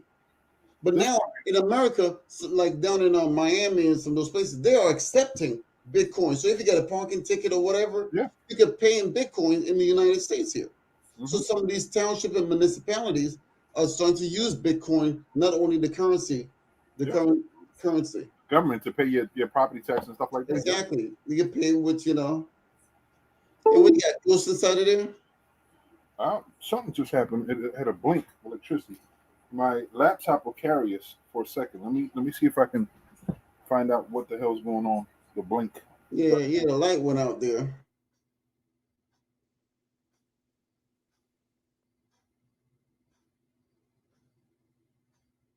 Yeah, I guess you talked about Bitcoin. I guess that's it right there. The glitch. I know. It's the Matrix. Where the hell's the Matrix? I told you the fix was always in, my brother. Hell yeah. Oh, I get it. I know what it is. It's the yeah. It's the power strip. Okay. I have an integrated power strip that needed to function. Okay. All righty. Okay. So everything's back on. Power's on. So how the hell did I get a whole new? Oh, that's interesting. Okay. Yeah, we're on. Yeah, I can hear you. Yeah. Can't see, but I can hear you. Yeah, because the microphone's on. I'm trying to figure out why am I not the intricate system? Why am I on it? Let me see. Camera should be on. Let me see. Power. I gotta turn it back on. I didn't burn out anything. Damn, something smells fried. I have all these cables integrated to be able to hook up. Remember, I got the multi-monitor system. Yeah. Mm-hmm. So been able to do. You sound like me. I stayed up for 2 days hooking up DJ equipment. Hell yeah! Oh yeah, I know that feeling. Yeah, I got it all hooked up, wireless, Bluetooth, the whole nine. Axial system. Hell yeah, I know. It's like a freaking spaghetti factory here. Mm-hmm. So why is the power not on to my camera? That's the dilemma I'm having. Is the let me see if I can turn the lights on. Why we having problems with the lights? Okay. Why my camera? Did I burn out my camera? Well, That'd be something. Not for nothing, Mo. The time is almost 10 o'clock, so actually, we can wrap it up and you can go take care of that. Yeah, man, it's about that. Well, I'm about to integrate it anyway, man. We're about to launch it in from a different angle, man, because I think it's something minute. It should have came on before. I don't know why, but it's something minute. I think it's just a blowout. But where else can I go? Instead of that integrate, all I got to do is go to camera and use. See? There you go. You got a camera on. Told you. There you go. It's an integrated system. It's just when we're going, just logging it in. And now let me put all the rest of the lights that were on before that made me look so handsome. Yeah, because like I said, I have all of this stuff, hooked up, my DJ equipment, speakers, the whole 9 yards, and see. Hell yeah. Yeah. The power that's involved in this stuff. Yeah. Mm-hmm. But I was trying to get Steve Young wanted to come on, and I wanted to give him a chance to talk about some of the things that are transpiring with him, because he's constantly in working with the community and stuff like that. Mm-hmm. So I'm working with a lot of issues, and he had some new updates, and I thought he would come on so we can share with the public some of the updates. So everything else is okay. We're on the whole night, so we can ride it. Is he going to come on tonight, or is he going to come on next week? He was going to come on tonight, so I talked to him earlier, and I don't know what happened. So it just wasn't kicking off. I don't know why he didn't come on. I thought he was going to come on to give him a chance to come on, but he didn't. So I don't know what happened, but I know, like I said, tonight is a fairly decent night. Sometimes people are going into the sports to see their kids play. And we're on the whole night, so we can ride it. There we go. So people playing sports in the whole. So I want to make sure that they're able to see these things. How the hell did I open up another window? This is kooky, man. I got space ghosts. Anyway, I love it friendly. Yeah, yeah, exactly. Not a destructive type. Oh, wow. Okay, when the system fell, everything that was on just come back because I put on YouTube on one monitor, Facebook on another monitor, and then I run the master on the laptop. Okay, so I had to reposition everything. All right, I'm back. Minor He technical wanted to come on. difficulties. Yeah, I mean it's just my foot. I may have touched it. I shouldn't have. But there was one element that I know that we wanted to talk about some of the things locally because I know he's deeply involved with the Expressway 6. I think that's what they call it. With some of that happened at the riot. So I think it was an update he wanted to show. Hey, Maker. All right, you saw me. I'm back up. Okay, cool. To Yeah. make this then on. So I know he wanted to share some information. Also, what transpired earlier, the Board of Education apparently had a meeting that, in my opinion, I could be wrong, but it should have been made um, known to the public because of the Open Public Meeting Act. It's a law suggesting that all public meetings and public venues have to be made available to the general public. Be aware 48 hours before the meeting. So if anyone wants to attend and look at it, they can. Well, apparently this meeting was done, and they're saying it was a committee meeting, but it looked because it had the solicitor and everyone else involved and other people had this meeting, and this meeting had to do with the investigation on the um, the situation with the substitute teacher who was being inappropriate with children who are students, and the allegations that the principal, who was a family member, knew, and who is the principal, who is also the wife of the present mayor, may be aware, and they're all in a lawsuit. There's someone who um, put a lawsuit against all of them, including the Smalls, Mr. and Mrs. Small. Um, and the meeting took place, and she was included in this, and it had to do with the superintendent investigation. They're looking for a new superintendent of schools. There's a present superintendent of school who just recently got this crazy raise that the board gave them, which is crazy. And I'm kind of, to tell you, I'm really disappointed on one of ours on the new norm, Mike Coupeles, who is a school board member now. He voted in a ways that it really made me feel uncomfortable. So, but whatever the situation, But isn't he on the school board in Ventnor? he's part of the sending district, and the sending district is Ventnor. And Ventnor, he's on the board in Lang City School Board because he's part of the sending district. Okay, yeah, because just like Margaret and Longport kids attending Atlantic City, so Right, yeah, I right, see what you say now.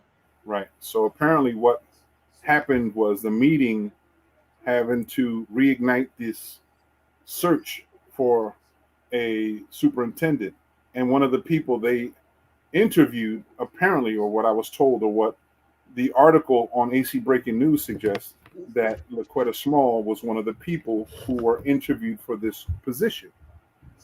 So the dilemma is, in one hand, the Atlantic City School Board doesn't want to pay for continuous. They haven't paid for. They haven't satisfied the bill to the investigators investigating the situation or the allegations about sexual impropriety and hiding whoever hired him, how he was fired. They didn't want to pay that. There's apparently a pending bill that has yet to be paid. So now that investigation has ceased to continue. But now, at the same point in time, this meeting, the investigation or the search for a superintendent goes on. And one of the first people being interviewed is one of the people in this allegation of the first investigation, and also part of a lawsuit in this investigation.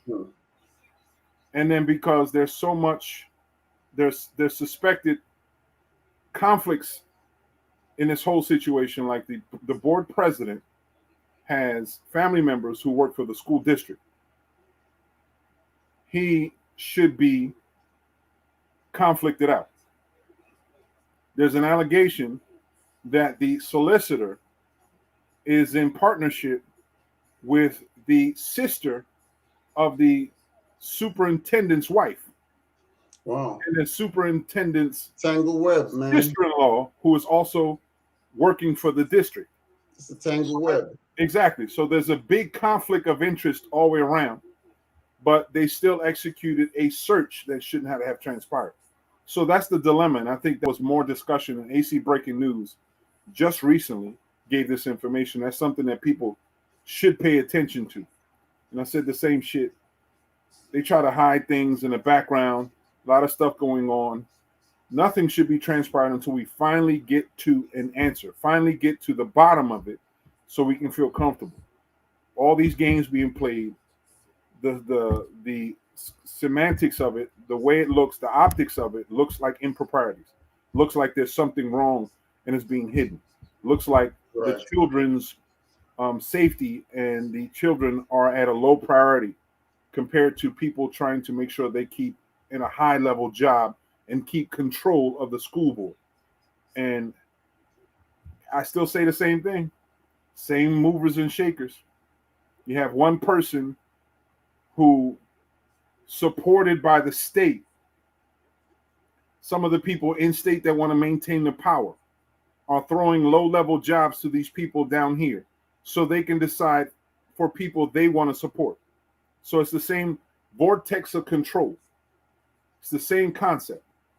CRDA officials involving themselves in community-based programs and potential jobs in community-based programs because they're told by their immediate superiors at the state level what to do.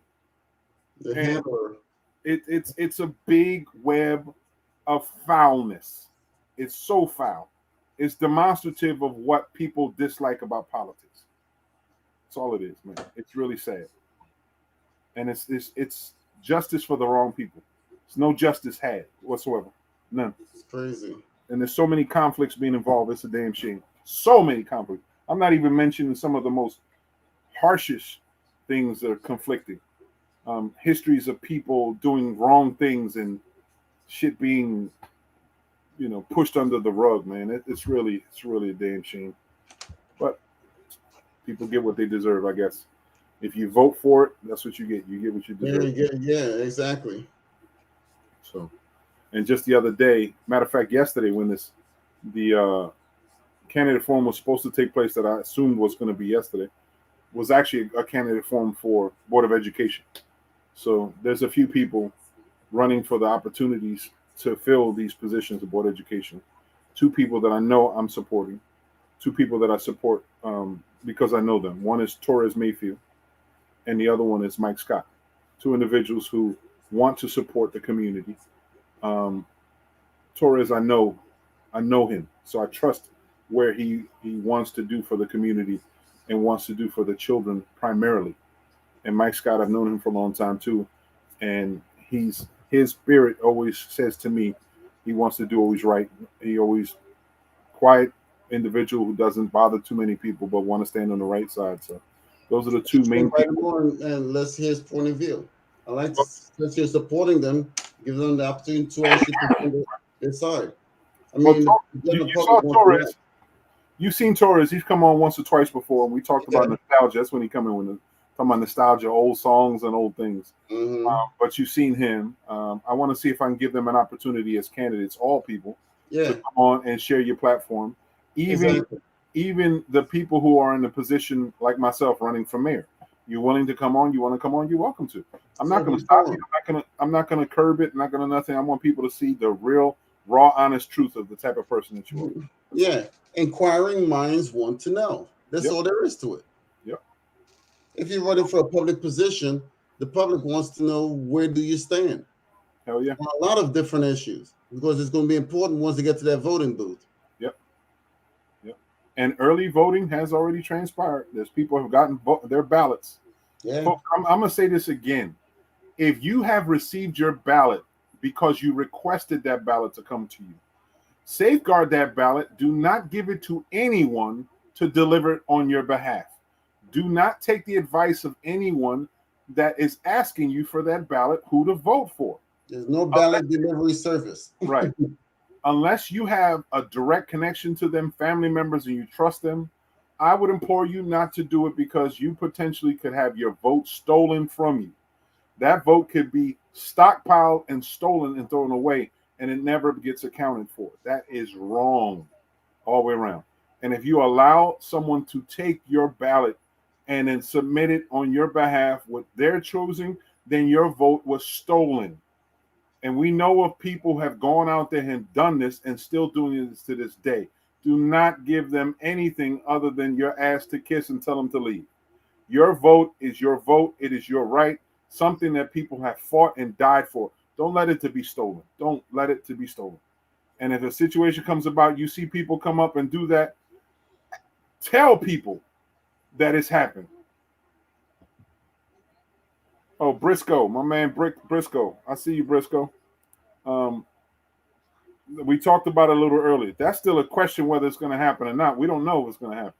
A lot of discussions about people on the inside have the wherewithal said that ShopRite may not want to come into town. The atmosphere is not good enough for them. Is that what they feel? And there's still a lot of negotiations to be had. The people in CRDA said that there used to be funding there, and apparently the funding was taken from it. I don't know if recently there was replenished, so the funding is there from the CRDA side, and they've got a soft commitment for something to transpire so ShopRite can be built. I'm not fully aware of it. However, something was recently promoted out there as an agreement was made. It's going to happen. Cool. If it happens, I'm happy. Cool. Until that point in time, until it does happen, utilize what we have in the city as much as you possibly can. There are options out here available to you that you can possibly benefit from that you never knew were available to you. And then until the time comes, and when the time comes, if ShopRite does finally open up and what have you, then you have that for you as a resource. But ultimately, until we see it, we can't go by what people count. The people always promising something to the city, always. We still haven't gotten that theater from the project where South Beach was built, or North Beach. That property was supposed to have a theater, supermarket, a Walmart, all that involved. That was proposed. That apparently was partnership with Shaq. What happened? Nothing. They just built that, and that was it. That was it. We're supposed to get a lot of stuff by now. There's a lot of proposals, a lot of smoke. But like I said a little earlier, from that great philosopher, Mike Tyson, everybody got a plan until they get punched in the face. Well, we've been punched in the face too long. And I'm not going by what proposals. I want to see it. I want to see it built. And I want to see them doors open before I say hooray. But that's what it is. Yeah. That sums it up there. Next week, you mentioned that we're going to be on a little later. I want to touch on that. Before we close out, definitely. And I'm going to do a little promo, like a quick, maybe the video promo later on. I'll do that this week. We take over late night. Not that late, but late. The almost too late night. You're welcome. You're welcome, Brother Briscoe. You know how it is. I'm always available to you if you need, man. So moving forward, I think what else should we talk about before we close out the evening? For those that didn't know, tomorrow there is the Latino Festival at Bader Field. It is free. It is from 12 to 8. If I'm not mistaken, all things that I saw was free, and I don't want to speak out loud to say it is just yet, but I'm assuming it's free. It should be. And it's from 12 to 8, and it's an opportunity to enjoy yourselves if you can. The weather's supposed to be forgiving also too, so it should be pretty good weather. So in the meantime, it's the end of September. Today is the anniversary of my wedding 16 years ago. So my wife is right now working her second job. So I'll probably pick her up and we'll go get like a cupcake or something to celebrate, or celebrate during Restaurant Week, which starts October 3rd. Restaurant Week is a great opportunity for people to come in and go to some of these highbrow, largely upscale restaurants. And because everything is set up as a predetermined rate, if I can recall correctly, it's a $35 and something cents for dinner per plate. And every restaurant has their own menu. And lunch, I think it's $25 per person. It's a real good opportunity for you who may not be regularly be available or regularly able to afford a chance to go to these restaurants to go try it out. I've gone to Restaurant Week maybe the last 4 years that it's happened, and my wife have gotten some pretty nice surprises and a couple disappointments too. So, but it gave you an opportunity. I remember one time I went to the Lang City golf course, not knowing of the wonderful menu that they had there. Also, not knowing that the chef at that time was like a family. She's family, Ediana, and she was the chef at that time. And boy, that food was rocking, and it was a great. It was a lot of food, and it was really good food. But then you go to places like the seafood place in Golden Nugget that was sort of mediocre. The seafood place in Caesars, which was Finn, mediocre. I went over to the place in Caesars, the British guy. What's his name? Is it Caesars or at Harris? In Caesars. He's the British Yeah, guy. I know exactly what you're talking about. I can't remember his name right now, but I Gordon went there. Ramsay. Gordon Ramsay. Yeah, Gordon Ramsay. Thinking that I'll give him a chance. I wasn't really that impressed by his food. I thought maybe the shepherd's pie would be decent. The fish, the what's it called? The fish and chips would be decent because they're British, popular. Mm-hmm. They were okay. It wasn't the best, but then I had at one time when the Rams Head Inn, we went there. It basically it ignited a passion in my wife that she never had before for lamb. She never tasted lamb, so her and my son got addicted to that there. But there's a lot of places. Back Bay Ale House. That's Mm-hmm. another location that they do some really good work on the menu item. I enjoyed their lunch. I enjoyed their. I'll give them a shot. Yeah, Give them a shot. Yeah. Because normally when I go to some of these restaurants, I go out of the area, So, but we have some right here. Yeah. I mean, I'm famous for that too. I will try to go local if I can afford it. I'll always try to go local. One is because it's convenient. Another one is always trying to support local business. Exactly. Especially independent businesses, not these chains. And then in flossy events, like one time, I took my family. We had my mom had all these comps at Golden Nugget, and we went to Vic and Anthony's. Never knew how good they were, and I had some savings. We went there and ate. It was like 6 of us. Boy, that bill came back. It hit us hard, but damn, that food was good. That food was good. It was the best steak I've ever tasted in my life, and it was my first venture eating bone marrow, and it was basically finger licking. It was so good. We've had Budokan. Budokan's another place at the pier. Yeah, the pier. Yeah. Really good menu. Really good menu at Budokan. Another place that was pretty good in the beginning was the Continental, the restaurant, the Continental, which is the one before Budokan. Like it's across from the seafood place that's famous for seafood from Baltimore. Okay, you told me Phillips. Yeah, it's across from Phillips. It's called Continental. And in the beginning, Continental had a great offering, man. It was so good. So much so that we wanted to go for a second time. But that's another thing. So it sort of changed. But now there's a lot of restaurants, you know what I'm saying? So look at the menus. And in Restaurant Week, you also have a lot of offerings of restaurants that are in the south side of the island. So the do they have a menu, a map of all of these places or something that people pick up, or do you have to go to the Atlantic City Weekly, those that you see inside of like Wawa's that have the newspaper side of there, and have all the stuff. You know what? I'm gonna put it up real quick right now. It's usually AC Restaurant Week. But it's actually pretty fly, man. It's a pretty good thing. You know what I mean? AC Restaurant Week. Isn't this week also the ShopRite Classic? This weekend? I don't know. Yeah, for those that indulge, I don't know.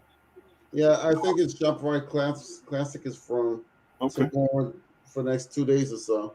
Is it? Oh, the LPGA? Okay. Yeah. Okay, that's a popular thing for those who like that, right? not too much into. Yeah, I can dig it. But okay. Just want to put that out there. Right. On the screen, you see it says Atlantic City Restaurant Week. It's from October 3rd to 8th. And you have lunch at $15.21, which is a great price for some of the things that they offer you on these menus. And it's prefixed menus, there's 3 courses, and dinners for $35.21. I mean, you can eat all kinds of stuff. The featured restaurant, Back Bay, Valentina, Smithville Inn. Smithville Inn. Okay. Um, I had an experience back there. I wasn't too happy with that place. But I heard their food is good. I'll go back. Touch of Italy, Amada, American Bar and Grill, American Cut, Atlantic City Country Club, Back Bay Auto House, Bar 32 Chocolate, which is on the Orange Loop, Blue Water Grill, Breadsticks Coffee and Grill, Capriccio's Resorts, which is a popular place. Capriccio does a good job. Carem is a restaurant, ACCC. These are excellent. It's an excellent restaurant from students who are going on in the culinary field. Carame does a really good job. The Chart House, that was the place in Golden Nugget that I said that I was okay for food. That's not my thing all the time. The Chelsea 5 Gastro Pub, haven't been there. Cuba Libre, it's pretty good. It's pretty good. Cuba Libre is pretty good. Doc's Oyster House, great place, good food if you're interested in this. Dolce Mare, Doherty Steak and Bar, which is a new option of Doherty's, which owns the Doc's Oyster House, and the Steakhouse and Bar, which is in Resorts, really good place. Eastwind Restaurant, FanDuel Sportsbook. Why is it Sportsbook? They're offering a lunch at the Sportsbook. That's different. Fred and Ethel's, they're in Margate, or they're Smithville, I guess. Fred and Ethel's in Margate. Fred and Ethel's has a place in Margate as well. Freddie J's Bar and Kitchen. This is a place, it's a quiet, secret place. I'm going to have to bring my ass out to Freddie J's. I've heard of their food. I've seen some of the menu items, and they're slamming. I got to go out there to Freddie J's. So you might see me at Freddie J's. Girasol, upgrade, high-level, highbrow, great Italian food at Girasol's. I've ate that place twice. Extraordinary food. Good place. Gordon Ramsay, I told you about that. I haven't been to Gordon Ramsay Steak. I've been to the Pub and Grill. I haven't been to Gordon Ramsay Steak. Grotto Italian, haven't been there. Guy Fieri's. Chop House, if you want your meat on, it's not that bad. It's pretty good. Il Molino, the home of great meatballs. They make some wonderful meatballs and great pasta, like the raviolis. Really, really good raviolis. And I love the way they do the squid, the fried calamari. Oh shit. Il Verde, very popular place. That's a nice place to have been there, done that. Yeah. Jerry Longo's Meatballs and Martinis. That might be a place I've never heard of. Kuro, I think they're Asian. So there could be the Kui Noodle House. The noodle places in the restaurant in the casinos are actually very popular. So that might be a place you might want to try. Lily's Asian Cuisine, the Linwood Country Club, Martirano's. I guess that's Italian, I would imagine. Yeah, that's at Harris there. The Mexican Restaurant and Bar, a Mexican restaurant. Okay, Mexico. It's a pretty good place. The food is pretty good. Michael Patrick's Brasserie, which is like a diner up in Golden Nugget. Pretty good. Nero's Italian Steakhouse, I heard is popular. It's very good. I've heard lots of good things about it. Noodles of the World at Borgata. I've heard they're very, very tasty. Local hotspot, PJ Buckets. It's like the places people to go to for this new cuisine that they call crab boils and baskets. It's a new place that people really, really enjoy. PJ Buckets in Ventnor. Rhythm and Spirits, that's another part of the Orange Loop. I haven't heard anything yet. Rum Point Crab House. I heard they have a wide array of rums and they tie that whole in, which is good. You have a classic plate like Ruth's Chris Steakhouse that you can guarantee there'll be a filet mignon on the list. The Rife Bar and Restaurant, I've heard it's pretty good. It used to be a bar that was kind of, I guess, sketchy, but they've converted it and seems to be a lot of people really building a fanfare. So Rife Bar for the ones out there off of Ventnor Avenue or Atlantic Avenue, not too far from Stockton. Sandpiper Coastal Bar, never heard of it. I guess it's pretty good. Satara Afghan French Cuisine. I've been there. The food is actually pretty good. It's the decor and the atmosphere that's going to get you. It's beautiful in there. And quid pro quo, it is owned by the Dr. Dawood Pena, who is running for mayor. So he talks about it proudly about what him and his sister has accomplished, who is part owner. But it's a very nice restaurant, very beautiful inside, a very nice atmosphere, and the food is pretty good. Smithville Inn, we talked about that. Tennessee Avenue Beer Hall, it's popular. I don't know if it's popular for the beer or for just the venue, but it's popular. It's part of the Orange Loop. My man, I know the owner, very popular, very adamant restaurateur in the area. The Metropolitan, another diner type restaurant in Borgata, is pretty good. The 20s Italian restaurant I went there at one a year, and it was pretty good steak at the 20s in the Claridge. Pretty good place. Top Golf Swing Suite, don't know. I guess it would be good, but places that do golf are not really known for cuisine. So I guess Valentina's Trattoria Italiana. Anybody know? I don't know. I haven't eaten there. So Vic and Anthony's Steakhouse, to me, the spot to go for some steak. Villain and Saint, don't know. That's at Ocean. Ocean has a lot of restaurants in there, man, and I haven't heard a lot, but people enjoy it. Water Dog Atlantic City, Inside Valleys, Wingcraft. I'm heartbroken because Wingcraft used to be my spot to go to hamburgers, but one day they treated us really poorly, and the windows were wide open. We were freezing, and they just would not let us warm up. It was a terrible experience, but the food is not bad, man. Food is pretty good. It's just my experience. That was my experience. UU Noodle Bar at Hard Rock, I heard, is very very popular. So these are the listings. It seems to be less restaurants than it has in the past. I remember in the past used to be like 40 restaurants, including like 20 restaurants that were from other cities. Man, I don't know what happened to it, but that's Restaurant Week. Starts October 3rd today. October 3rd today. So, there's some spots you might be able to get a good meal. My wife and I will probably try. But Freddie J's Bar and Kitchen, Mays Landing, if you're listening, y'all might see us out there, and we're going to enjoy ourselves because I heard the food is banging. So we'll see. I'm wondering, what are they going to offer at Freddie J's? Let me see. The dinner offering at Freddie J's. Let me tell y'all now. Dinner offering, soup of the day, straight from the chef's inspiration to your bowl. All right, so I guess they're going to bang bang shrimp, crispy fried shrimp in our creamy Freddy's sauce, caramelized Brussels sprouts. I'm salivating. Pan-seared salmon, honey citrus glazed seasonal vegetables, mashed potatoes, or Freddie J's smoked short ribs. I heard they're really good. Served over smoked tomato cheesy grits.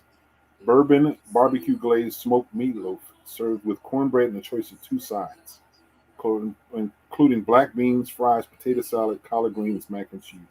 The dessert is seasonal bread pudding or sweetbread custard, seasonal fruit topped with vanilla sauce, or apple brown Betty a la mode.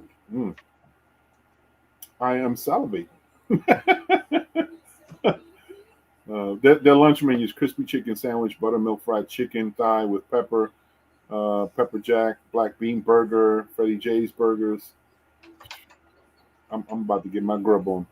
That menu sounds pretty good. Mays Landing ain't that far. It's actually in the back end. It's off of Summers Point Road, 5698 Summers Point Road. That's where I'll be going. One of the locations. We'll see. I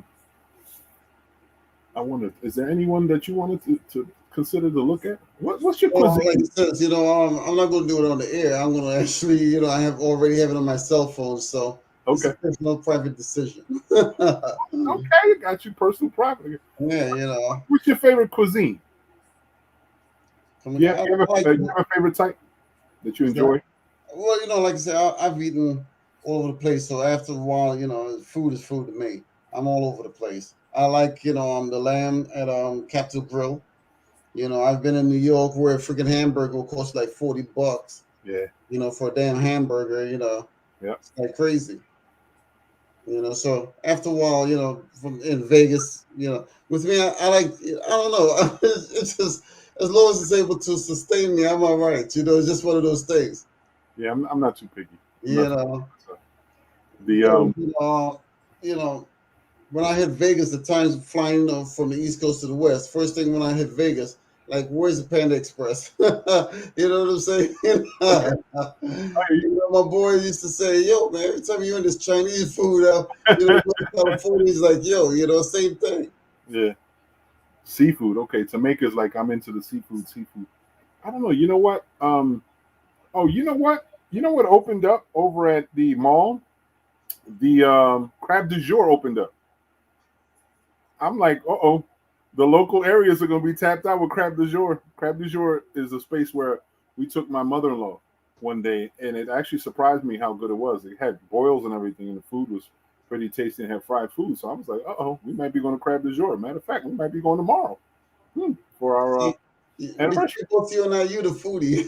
Yeah, I am. You the foodie. I'm not much of a, foodie. You know what I'm I, saying? I am. I am very much a foodie. You're a foodie. I love to go to different places to try different cuisines, and it doesn't have to be crazy shit. It doesn't have to be a lot of food. Sometimes it's just trying stuff that's different. Like I liked Saffron is a restaurant that's an Indian restaurant here in Atlantic City. I wanted to taste Indian cuisine. I didn't get a chance to jump on some of the other ones, but I went to Saffron, and Saffron offered this butter chicken. I've never had butter chicken. Boy, it was delectable. It was so good. The sauce was, it was a commanding flavor of curcumin inside and a lot of the garlic, and you can taste it. It was so good. It was lasting. So it gave me the edamame, but it was a back of my palate type taste. It was really good. And then the samosas. I enjoy samosas because Ricans, we love empanadas, pastelillo. So it's basically the same concept. A samosa is the same thing, a fried dumpling. So it's the same thing. So I had that, and it was pretty cool. And then when I went to Satara, it's Afghani fusion with French cooking. I'm still like, okay. But I had lamb and this thing called the Silk Road rice, and it was, I like the Silk Road rice because it was long grain rice, but it was made with carrots and raisins, and it was basted. It was a little sweet, but it was mostly savory. I think I've tasted that before, down in the Caribbean. So I've had that. Yeah. Yeah, I'm pretty certain. Yeah, so it just left a good impression on me. The lamb, it was, it's lamb.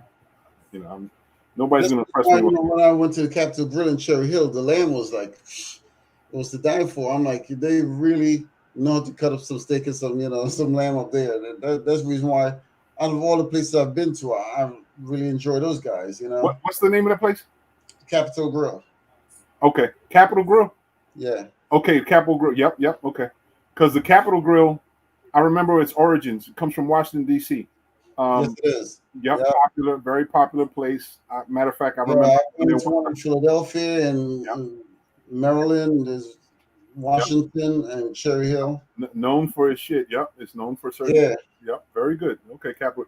I thought it was this restaurant that Gina had recommended not too long ago and not too far. Red Brick or Red something, and my wife had heard about it too, and she said it was what she heard was pretty good, and I was considering that.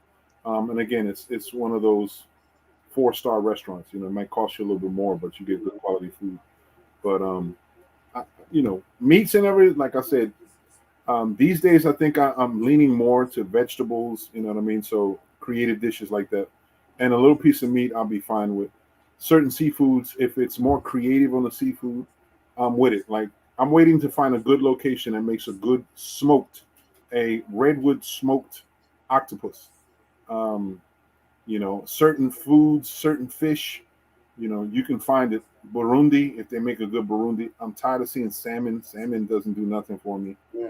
A trout, a sweetwater trout, stuff like that. Sweet fish, white fish doesn't do so. So certain things.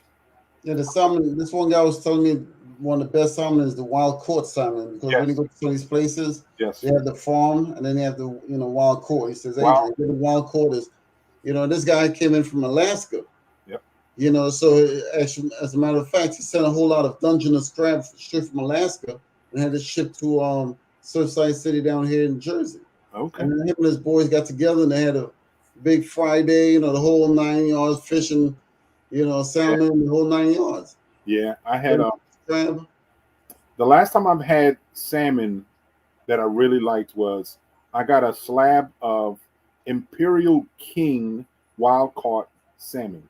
It's the biggest one they had, and I was able to get a slab on this stuff, and it was a simple lemon base, lemon thyme with some herb base with little red potatoes or whatever, and it was so delicate, man. It was really decadent. It's a dense fish, but it's very tasty, and because it's wild caught, you can tell the flavor. It's gonna take a little while longer to cook into, but the flavor was really good.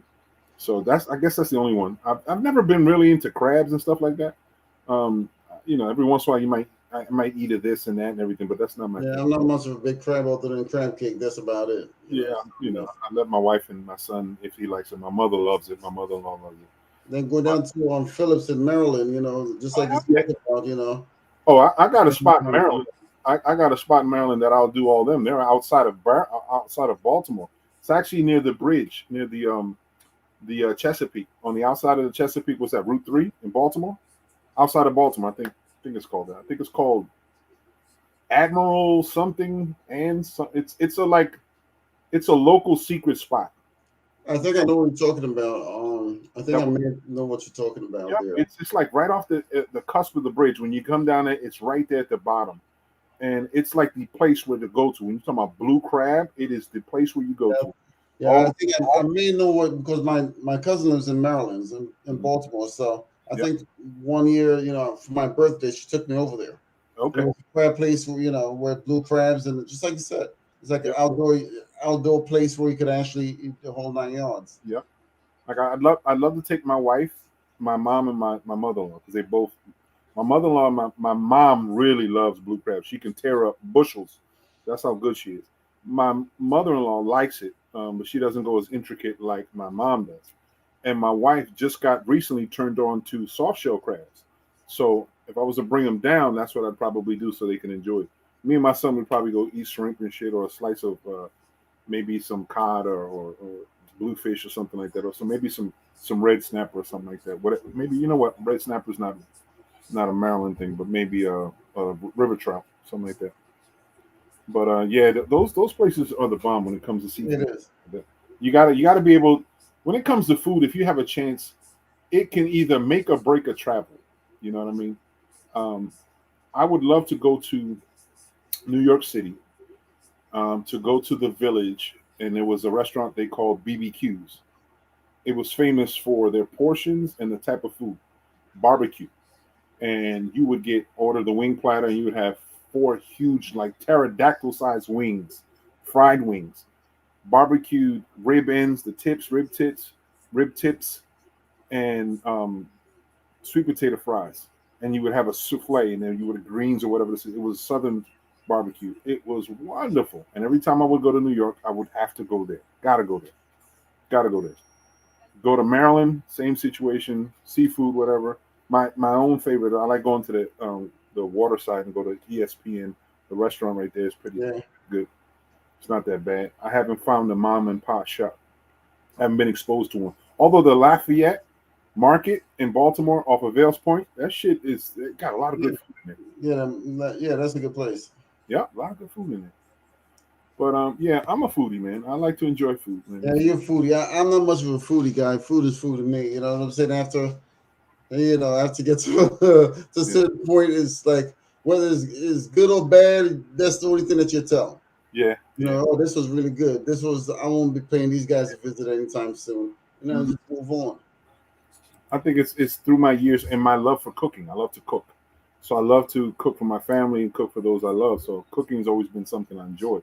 So that helps when I'm a foodie because I'm able to taste something, give me one or two tastes of it, and I can break it down in my mind how it was prepared, Okay. what was used to prepare it, and all that stuff. So I really enjoy it. See, And I, that's the thing right there because you enjoy, the food and stuff. With me, I like, working on things. That's me. I'm a grinder like that. Like I said, stay 2 days putting wirings together in the whole 9 yards. I like to keep my mind rolling like that. yeah, I totally understand, man. I totally understand. So we wind down for different reasons, man. But speaking of winding down, man, I think it's about that time. It's 10:30. We've been on for 3.5 hours. So I'll let you close out with a few words if you'd like to share with anybody. Maybe some exciting new news, something that you'd like to share. Well, first of all, the exciting news is don't invest in Bitcoin. Leave Bitcoin to hell alone. Anybody that shows up on my Facebook page and they flash Bitcoin, delete. That's a very good way to get me to delete you real quick. Some You know joker what did I'm that saying? shit to me earlier. I was like, "What? Are you What's that? unfriend?" I was like, "You bugging?" Yeah, some of these guys, come on there and say, "Hi, how are you doing today? Have you heard of FTC or have you heard of?" I'm like, look, I specialize in fraud. I'm certified in fraud. Now this nonsense, I'm not gonna. You don't even know who the hell you're talking to. You could be talking to a damn cop. You know what I'm saying? They always That come to the "Hi, how are you doing today?" And here goes the bullshit. So the next thing I do, I mute them for like 30 days. wow. You actually presented yourself like that. I'm an expert in fraud. No, exactly. I don't. They don't know that. But I'm like, I've done seen Yeah. it, been done all that bullshit before. You know what I'm Hell, saying? hell yeah. Some And another one is the ones that like to flash the cash. That's another one that I like to actually mute because I don't want nobody to keep flashing all that kind of nonsense because it tells me that you're just struggling. You're trying to be on the come up. Yep, That's yep, what it really is. yep. You're just trying to be on the come up. That's it. That's it. You know? Yeah, just like Mixed it with the cash app scam. exactly, exactly. And So some another person hit me up to my, if you ready to flip some money, let me know. We'll do it through Cash yeah, App. Yeah. if you Imagine that. yeah, tell me about it. Wire me some money. For real. You think somebody dumbass, you bugging. Yeah. Fucking me out how some people are, man. So leave all that nonsense alone because, like I said, these people like, oh yeah, have you heard of this? I'm like, hell no, and I don't hear about you either. So bottom line, leave it alone. Another thing also with the booster, you spoke about the booster. If you got to get it, you got to get it. That's just the bottom line. It's an independent decision, and then, like I've always said, and I stay true to my words. Be Right. positive and test negative as always. You got to Absolutely. take care of yourself because you're the only you that you got. Absolutely. And if anybody can figure out a way that you can be something more than just that, shit, let us know. Put it in the comment section below. Hell yeah, hell yeah. But let me try to get some sounds. Let's see if I can get some sounds. You know how last time we were trying to integrate some sounds. Yeah, I remember. It's a new background music that I saw. I was like, okay, this will be good. Let me make sure I put the proper branding to let everybody know this is provided And Ben don't forget, Sound as a Mo is free. giving away a lot of peppers come tomorrow because Adrian is giving them a lot of peppers tomorrow. Yeah. So I was Keep trying to things find all the spicy, other. huh? I was trying to find the other stuff. What's up? I found some other ones that I thought were kind of cool too. One is a jazzy cut. This was a hip hop cut. I'm like, where they at? Okay. You got on an MP3? What format? Yeah, no, it's MP3. It's just that it's set up. It's just a recent. I know how to get it. It's just taking me a second, but I get it. It'll set us in the mood. In the mood to do what? Go to sleep because that's where a lot of us are going. We old people got to get in bed by midnight. That is one So that's judge what, says nothing good happens after midnight. I guess that's why the question some people are asking, why are we going late next week? I was like, well, last time we went late, we had a different crowd. So the idea is to be able to give them a chance to participate, Okay. I think this is it. I think we're talking about it. Is this the sound? Yeah, yeah. This is the jazzy funk one. Okay. You can hear it. So but we gonna upgrade it. If you can hear it. Yeah, upgraded, huh? They put an extra quarter in the coin box or what? In the jukebox. Yep. So in essence, this is the last show at 7 o'clock that we'll have for a while. We're gonna go into the 10 o'clock hour. So America, we're taking over late night, almost late night. Give it to the Starting time next slot. week. Huh? The 10 10 o'clock o'clock. time slot. Right. Same right. So we're taking over the almost late time slot. So if you like the content that you have here at 7 o'clock, come follow us over at 10 o'clock and participate. For those of you, it gives you a chance also if you're interested. For those of you that like to do things on Friday night, go hang out if you want a little bit with your friends and pals and everything. And then when you're coming home, with your take-home platter. You can sit down in front of the computer and participate with us here on the New Norm 2.0. I'm Mo Delgado, and we're hoping that you can come on. I'm hoping that you gain some information from the conversation that we've had. Always look forward to possibly having you come visit our website over at www.thenewnorm.club, so you can see a lot of the archived information and all the discussions that we possibly have, and the highlights on entrepreneurships that we've enjoyed. Which I'm still trying to figure out, is Mr. Logan still around or somewhere, Adrian? Because remember that time. I can reach out to him at any time. Right. It's like the mom, we know to reach out to you, you know. Pose that question that I need during this time. Remember we talked about that? Yes, we did. And we'll talk more about it tomorrow. All right, cool. So as we go on again, the newnorm.club is some places you can go on to get some information and archive some of the older stuff. When you go there, please look at the little links that we have for the radio stations, because one of the proud babies of our administrator is the radio station where he's done some classic old hip hop, and now he's going to do some reggae and soca. So go check it out, give him some love, sit down, listen to the good music there, get some information. That's what we are, conduits of things that help you feel good, things that get you encouraged, because tomorrow's not promised. And like Adrian said, please stay positive and test negative. It's extremely important. So we hope to see you next week here on the New Norm, starting again at 10 p.m. 10 p.m. Friday night. And we'll see how it goes. We're taking over late night. I'm Mo Delgado. That's my man Adrian on the side right here. And we wish you all the best for next week. Take care of yourself. Tamika, thanks for coming on and being an active member on the chat line. God bless you. Continue to go on. And for everybody else watching now or later, and all the information that you go on, we look forward to seeing everybody next week. Two fingers, deuces, y'all. Peace out.